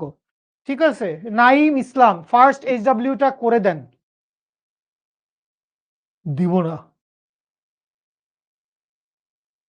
ওকে, ডাউট থাকবে না আশা করি ইনশাল্লাহ। কি হয়েছে? ক্লাস নোট পড়ি, বই পড়ার ইচ্ছা করে না, খুব খারাপ। বই পড়তে হবে, বই অবশ্যই পড়তে হবে। আমার তীব্র বিশ্বাস আজ পর্যন্ত কোনো ভাইয়া আপনাকে এই কথা একবারও বলে নাই যে টেক্সট বই পড়া লাগবে না, আমার অমুক বইটা পড়ো, তোমার টেক্সট বই পড়া লাগবে না, এই কথা কেউ বলেনি বলেই আমার তীব্র বিশ্বাস। থ্যাংক ইউ রাফা। আচ্ছা, রিভার্সিবিলিটি। রিভার্সিবিলিটি মানে বিপরীত পথে যাবে আর কি। রিভার্সিবিলিটি মানে হচ্ছে আলোকরশ্মি বিপরীত পথে যাবে। মানে ব্যাপারটা কিরকম? ব্যাপারটা হচ্ছে এই রকম, যদি এইটা হচ্ছে হালকা মাধ্যম হয়, এইটা হচ্ছে ঘন মাধ্যম হয়, তো আলোকরশ্মি যদি এই অ্যাঙ্গেলে এসে আপতিত হয়, যদি এইটা আপতন কোণ হয়, এই বরাবর যাওয়ার কথা, কিন্তু ও চলে আসবে কোন বরাবর? ও চলে আসবে হচ্ছে এই বরাবর। এই হচ্ছে প্রতিসরণ কোণ আর। সো এই হচ্ছে একদিকে গমন। এখন রিভার্সিবিলিটি আমাকে কি বলছে? রিভার্সিবিলিটি বলছে যে আলো যদি এইখান থেকে আর কোণে আপতিত হয়, তখন এই বরাবর আই কোণে প্রতিসরিত হয়ে যাবে। এইটাই হচ্ছে রিভার্সিবিলিটি। ঠিক আছে, ইঞ্জিনিয়ারিং কোয়েশ্চেন ব্যাংক সলভ করা কি এখন ঠিক হবে? ডিপেন্ড করে আপনার প্রিপারেশনের উপর। যেই চ্যাপ্টারগুলো আপনার পড়া শেষ হয়ে যাচ্ছে, সেই চ্যাপ্টারগুলো আপনি যদি পড়েন তাহলে হবে। আহ, ভাই তোমাকে ক্রান্তিকোণ বুঝাইলে আমাকে পোলাপান পিটাবে, কারণ ক্রান্তিকোণ 9-10 এর কনসেপ্ট বস। ক্রান্তিকোণ 9-10 এর কনসেপ্ট। ক্রান্তিকোণ বুঝাইলে আমাকে জুতা পেটা করবে। ঠিক আছে, আলোক রশ্মি এইটা হচ্ছে ঘন মাধ্যম, এইটা হচ্ছে হালকা মাধ্যম। সো নরমাল নিয়ম কি? নরমাল নিয়ম হচ্ছে সব সময়, নরমাল নিয়ম হচ্ছে সব সময় আলোক রশ্মি যখন ঘন থেকে হালকায় গিয়ে পড়বে, সে তখন অভিলম্ব থেকে দূরে সরে যাবে। আলোক রশ্মি যখন, এটা ধরলাম 1 নাম্বার আলোক রশ্মি, এটা হচ্ছে ওই 1 নাম্বার আলোক রশ্মির প্রতিসরিত রশ্মি। সো ঘন মাধ্যম থেকে হালকা মাধ্যমে গেলে ও দূরে সরে যাবে।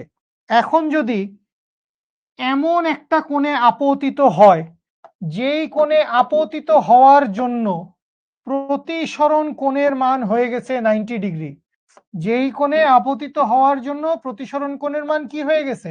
90 ডিগ্রি হয়ে গেছে, তাহলে সেই আপতন কোণকে আমরা কি বলবো?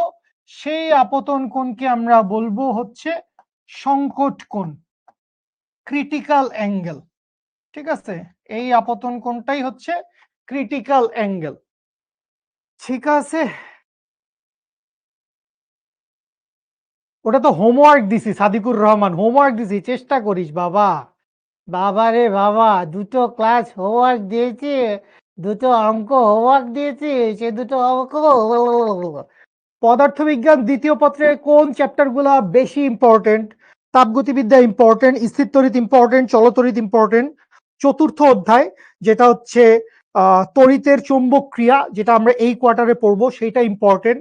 6 নম্বর অধ্যায় জ্যামিতিক আলোক বিজ্ঞান, যেটা আমরা এখন পড়ছি, সেটা ইম্পর্টেন্ট। ভৌত আলোক বিজ্ঞান 7ম অধ্যায় ইম্পর্টেন্ট। আধুনিক পদার্থবিজ্ঞান 8ম অধ্যায় ইম্পর্টেন্ট। 7টা চ্যাপ্টারের নাম বলছি, এই 7টা চ্যাপ্টার ইম্পর্টেন্ট। এর পরেরও ইম্পর্টেন্ট চ্যাপ্টার আছে, 9 নাম্বার, 10 নাম্বার, এই চ্যাপ্টারগুলো ইম্পর্টেন্ট, 5 নাম্বার চ্যাপ্টারটাও ইম্পর্টেন্ট। পরম প্রতিসরণাঙ্ক হচ্ছে শূন্য মাধ্যমের সাপেক্ষে কোনো মাধ্যমের প্রতিসরণাঙ্ক। শূন্য মাধ্যমের সাপেক্ষে কোনো মাধ্যমের প্রতিসরণাঙ্ককে আমরা পরম প্রতিসরণাঙ্ক বলি। মেহেজাবিন রাহা, তুই প্লিজ তোর কমেন্টটা আমার বুক ভরে গেল, আমাকে নিতে দিবে না, কারণ আমি মেডিকেলে পড়িনি তাই। প্রি মেডিকেলে আসলে ডাক্তার ভাইয়ারাই ক্লাস নেবেন, হুদাই আমি এসে আপনাকে যদি প্রি মেডিকেলে পড়াই, আপনার কাছে কি মনে হবে যে এই লোকটা কে, এ কোন মেডিকেল, কোথা থেকে এলো?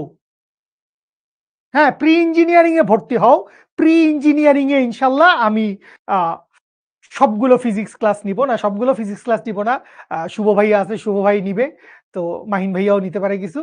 তো আপনি প্রি ইঞ্জিনিয়ারিং এ ভর্তি হইলে আমাকে পাবেন, ভার্সিটি কোর্সেও আমাকে পাবেন, প্রি মেডিকেল কোর্সে আমি ক্লাস নিতেই পারি, কোনো সমস্যা নাই। তানজিম ভাই, আমরাই তো ভাই ব্রাদার মানুষ, বাট উই ফিল লাইক যে মানে একটু ডাক্তাররা নিলে ভালো হয়, ঠিক আছে, একটা ডাক্তার ডাক্তার ফিল থাকবে।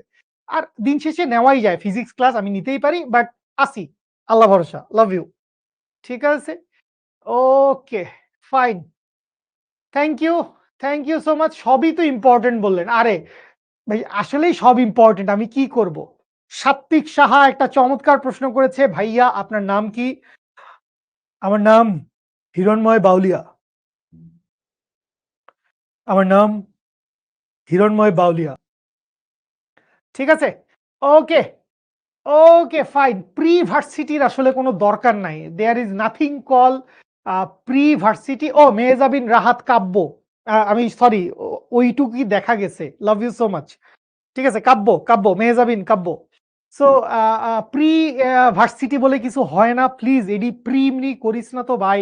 ভাই আমরা দিন শেষে দুইটা জিনিসই বুঝছি, মানে হইতে পারে আমি এই যে আমার কে জানি কোন অসভ্য, ইতর, জঙ্গলি, বর্বর আমাকে জিজ্ঞেস করছে আমার বয়স কত। আমার বয়স 16 বছর বয়স আমার। শিশির ভাইয়া, মাহিন ভাইয়া আমার টিচার ছিল, তাদের কাছে পড়ে আমি বুয়েটে চান্স পাইছি। 16 বছর বয়স হলে বুয়েটে চান্স পাই কেমন? আচ্ছা, যাই হোক। সো কথা হচ্ছে যে মানে হ্যাঁ, হইতে পারে যে আমি সেই আমলে বুয়েটে পড়ালেখা করছি, যে আমলে বুয়েটের জানলা দিয়ে তাকাইলে ডাইনোসররা হেঁটে যাইতো। ফ্র্যাঙ্কলি স্পিকিং ভাই, সত্যি কথা, আমি বুয়েটের জানলা দিয়ে তাকাইলে ডাইনোসর দেখছি।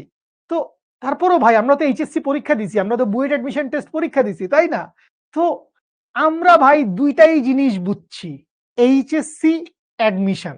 এখন আজকের তারিখে এই 2025 সালে, 24 সালে, 26 সালে আপনাদের সময় ব্যাপারটা এরকম যে আপনারা মাশাল্লাহ অনেক অ্যাডভান্স, আপনারা অনলাইন এডুকেশনটাকে যেভাবে পাইছেন, আমরা তো ডাইনোসর দেখতে দেখতেই দিন পার হয়ে গেছে, তাই না? আমরা ডাইনোসর দেখছি, আমাদের তো এত অনলাইন এডুকেশন ছিল না। আমরা স্মার্টফোন, আমি স্মার্টফোন হাতে নিছি বুয়েট শেষ করার পরে, আমি প্রথম মোবাইল ফোন হাতে নিছি কলেজে ওঠার পরে, এই যে ব্যাটারি ফোন নোকিয়া, একবার চার্জ দিলে 7 দিন চলতো, অস্থির, অক্ষয় কোম্পানির ফোন নোকিয়া। তো সেই আহ, সাত্বিকা, আমি মানুষজনের নাম ভুল বলতেছি, স্নাতিকা, স্নাতিকা, স্নাতিকা, ওকে ফাইন, আমি ঠিক করে বলার চেষ্টা করব। সো কথা হচ্ছে যে এখন যেহেতু ছেলেপেলের লেভেল অনেক ভালো, স্টুডেন্টরা অনেক পড়াশোনা করতেছে এবং স্টুডেন্টরা চাইতেছে ওরা আগে আগে অ্যাডমিশনের প্রিপারেশন নিতে, এবং এটা নিতে পারে যেহেতু মেডিকেল প্রিপারেশন সেটা এক ধরনের বেশ ভালো সলিড প্রিপারেশন লাগে, এবং আমরা দেখতেছি যে মেডিকেলের সেকেন্ড টাইমাররা ওরা অনেকেই 1 বছর ধরে পড়াশোনা করতেছে, সো ফার্স্ট টাইমারদের জন্য একটু কষ্ট হয়ে যাচ্ছে, এই জন্য প্রি মেডিকেল কনসেপ্টটা চলে আসছে। আবার ইঞ্জিনিয়ারিং এর ক্ষেত্রেও আমরা দেখতেছি যে যদি আমরা আগে থেকে কিছু পড়াশোনা করে যাই, যেটা বেসিক্যালি আমরা আমাদের একাডেমিক কারিকুলামের ভিতরে অনেকটা করায় দিচ্ছি, সো আমাদের একাডেমিক প্রোগ্রামের সাথে আসলে প্রি ইঞ্জিনিয়ারিংটা আসবে না। প্রি ইঞ্জিনিয়ারিংটা আসবে যখন আমরা রিভিশন ফেজে যাব, যখন আমরা লক্ষ্য জিপিএ 5 ফেজে যাব, যখন আমাদের লক্ষ্য জিপিএ 5 চলবে। আমি আবারও বলতেছি, আমার first target, primary target HSC secure করা, এবং যেসব স্টুডেন্টদের এইচএসসি পরীক্ষার প্রিপারেশন ভালো থাকে, এইচএসসির প্রিপারেশন 100 ভালো থাকে, এইচএসসি পরীক্ষা ভালো হয়, তাদের অ্যাডমিশন পরীক্ষাও ভালো হয়, হোক সেটা ঢাকা ভার্সিটি, হোক সেটা বুয়েট মেডিকেল, সিকে রুয়েট, হোক সেটা কৃষি বিশ্ববিদ্যালয়, গুচ্ছ ইউনিভার্সিটি, সবকিছু ঠিক আছে। বাট এখন আগে থেকে আপনি দেখলেন যে আপনার কলেজের 5 জন বন্ধু বা আপনার ফেসবুকের 10 জন বন্ধু ওরা আগে থেকে ইঞ্জিনিয়ারিং এর ম্যাথ সলভ করতেছে, ওরা অ্যাডভান্স ম্যাথ সলভ করতেছে। হ্যাঁ, ঠিক আছে। সো আমরা আপনাদের কথা চিন্তা করে বা স্টুডেন্টদের কথা চিন্তা করে আমরা কিছু, কিছু জিনিসপত্র আগে পড়ায় রাখবো। যেই জিনিসপত্রগুলা বোর্ড পরীক্ষার সাথে, সাথে অ্যাডমিশন টেস্টেও তোমাকে আগায়ে রাখবে। ঠিক আছে? বাট ভার্সিটির জন্য এত বেশি দরকার নাই। ভার্সিটির জন্য এত বেশি দরকার নাই। ঠিক আছে? Okay, fine. ওকে। ঠিক আছে। রসায়ন পদার্থ বুয়েট তো ৫৪০ করে চাচ্ছিল গত কয়েক বছর ধরে। সো এই বছরও ৫৪০ চাইতে পারে। আ দেখেন এটা আসলে বুয়েটের চাওয়া পাওয়াটা ডিপেন্ড করে আসলে আ রেজাল্টের উপরে। স্টুডেন্টদের রেজাল্ট যদি অনেক বেশি ভালো হয়ে যায়, তাহলে বুয়েট একটু বেশি নাম্বার চাইবে। আর স্টুডেন্টরা যদি এভারেজ গড়পড়তা রেজাল্ট করে, তাইলে স্টুডেন্টরা একটু কম নাম্বার চাইবে। ঠিক আছে? আচ্ছা, আমি আজকের ক্লাসটা শেষ করব। আজকের ক্লাসটা শেষ করার আগে যারাই এই মুহূর্তে আমার সাথে আছো, মানে আমি ২ টা কমেন্ট খুব অপছন্দ করি। ১, রবিন, ১ ভাইয়া আমার নামটা নেন। ২, আমি আগের ক্লাসটি করি নাই। আজকের ক্লাসটি কি আমি বুঝবো? এই ২ টা কমেন্ট দয়া করে আমার ক্লাসে লিখবেন না, কোনো ভাইয়ার ক্লাসেই লিখবেন। আপনি কি আশা করেন? আপনি আগের ক্লাস করেন নাই, তো আপনার তো কিছু জিনিস না বোঝারই কথা। তারপর আমি বিকালবেলা একটা ভিডিও দিলাম গ্রুপে, বললাম যে আগের ক্লাস না করলেও দয়া করে একবার অ্যানোটেড পিডিএফটা দেখে আসো। তাও তুমি অনেক বুঝে ফেলতে পারতা। ঠিক আছে? Okay, fine. হ্যাঁ, মেহজাবিন রাহাত কাব্য, তোমাকে অনেক, অনেক ডিসকাউন্ট দেওয়া হবে। ঠিক আছে? হ্যাঁ, লক্ষ্য জিপিএ 5 একটা আলাদা কোর্স, সেটার জন্য আলাদা করে এনরোল করতে হয়। ঠিক আছে? মেডিকেলের জন্য হ্যাঁ, প্রি মেডিকেল আপনারা করবেন। প্রি মেডিকেল আজকের তারিখে বেসিক্যালি প্রি মেডিকেল আ অনেক বেশি আ কি বলবো, সময় উপযোগী একটা কোর্স হয়ে পড়ছে। কারণ ওই যে আমি বললাম, সেকেন্ড টাইমাররা অনেকেই ১ বছর ধরে প্রিপারেশন নিচ্ছে। সো ফার্স্ট টাইমাররা অনেক সময় দেখা যাচ্ছে ওই ৩ মাস ৪ মাসের প্রিপারেশনে পুরাটা কভার আপ করতে পারতেছে না। সো এইজন্য মেডিকেল অ্যাডমিশন টেস্টের জন্য তোমার যদি মনে হয় আমি ৬ মাস আগে, ৮ মাস আগে বা ইভেন ১ বছর আগেও শুরু করতে চাই, হ্যাঁ করো, ফাইন। প্যারালাল তুমি ইঞ্জিনিয়ারিংটা শুরু করতে চাও, হ্যাঁ ইঞ্জিনিয়ারিং এও অনেক অপশন আছে তোমার আগে থেকে শুরু করার। করো, তুমি শুরু করো। বাট ভার্সিটির জন্য আমি বলি, শুনো, ঢাকা ভার্সিটিতে গত ১০ বছরেও যেই ১,০০০ স্টুডেন্ট ১ থেকে ১,০০০ পর্যন্ত ছিল, তাদের বেশিরভাগই কিন্তু বুয়েটে চলে গেছে বা আ মেডিকেলে চলে গেছে। সো যেসব স্টুডেন্টদের আসলে ইদার ইঞ্জিনিয়ারিং প্রিপারেশন অনেক ভালো অথবা ভার্সিটি প্রিপারেশন অনেক ভালো, তারাই বেসিক্যালি আসলে ওই ফাইনালি গিয়ে যেকোনো পাবলিক ভার্সিটি পরীক্ষাতেই ভালো করতে পারে। ঠিক আছে? সো বিবেচনা আপনার, সময় আছে। আমরা এই প্রি ইঞ্জিনিয়ারিং, প্রি মেডিকেল এই কোর্সগুলো লঞ্চ করলে এইটা নিয়ে আপনাদের সাথে ডিটেইলস কথাবার্তা হবে। একদম ভেঙে চুরে লাইন বাই লাইন আপনাদেরকে বুঝায় দিব যে আপনার টার্গেট কি, আপনি কি করতে চান, আপনার রেজাল্ট ভালো হইলে আপনার করণীয় কি হবে, রেজাল্ট খারাপ হইলে আপনি কোর্স সুইচ করতে পারবেন কিনা, এই সবকিছু আপনি জানতে পারবেন। ঠিক আছে? ওকে। হ্যাঁ, সবাইকে ডিসকাউন্ট দিব। সবাইকে ডিসকাউন্ট দিব। ঠিক আছে? একদম। আচ্ছা, ফিজিক্স পড়ার জন্য কোনটা পড়বো? ইউনিভার্সিটি ফিজিক্স নাকি ফান্ডামেন্টালস অফ ফিজিক্স? ইউনিভার্সিটি ফিজিক্সটা আমি দেখি নাই। ফান্ডামেন্টালস অফ ফিজিক্সটা পড়তে পারো যদি এইচএসসির বই পুরাপুরি পড়া শেষ হয়ে যায়। Okay, love you so much. Thank you. আসসালামু আলাইকুম। শেষ করছি আজকের মতো। নেক্সট ক্লাসে দেখা হবে ইনশাআল্লাহ। Bye, by.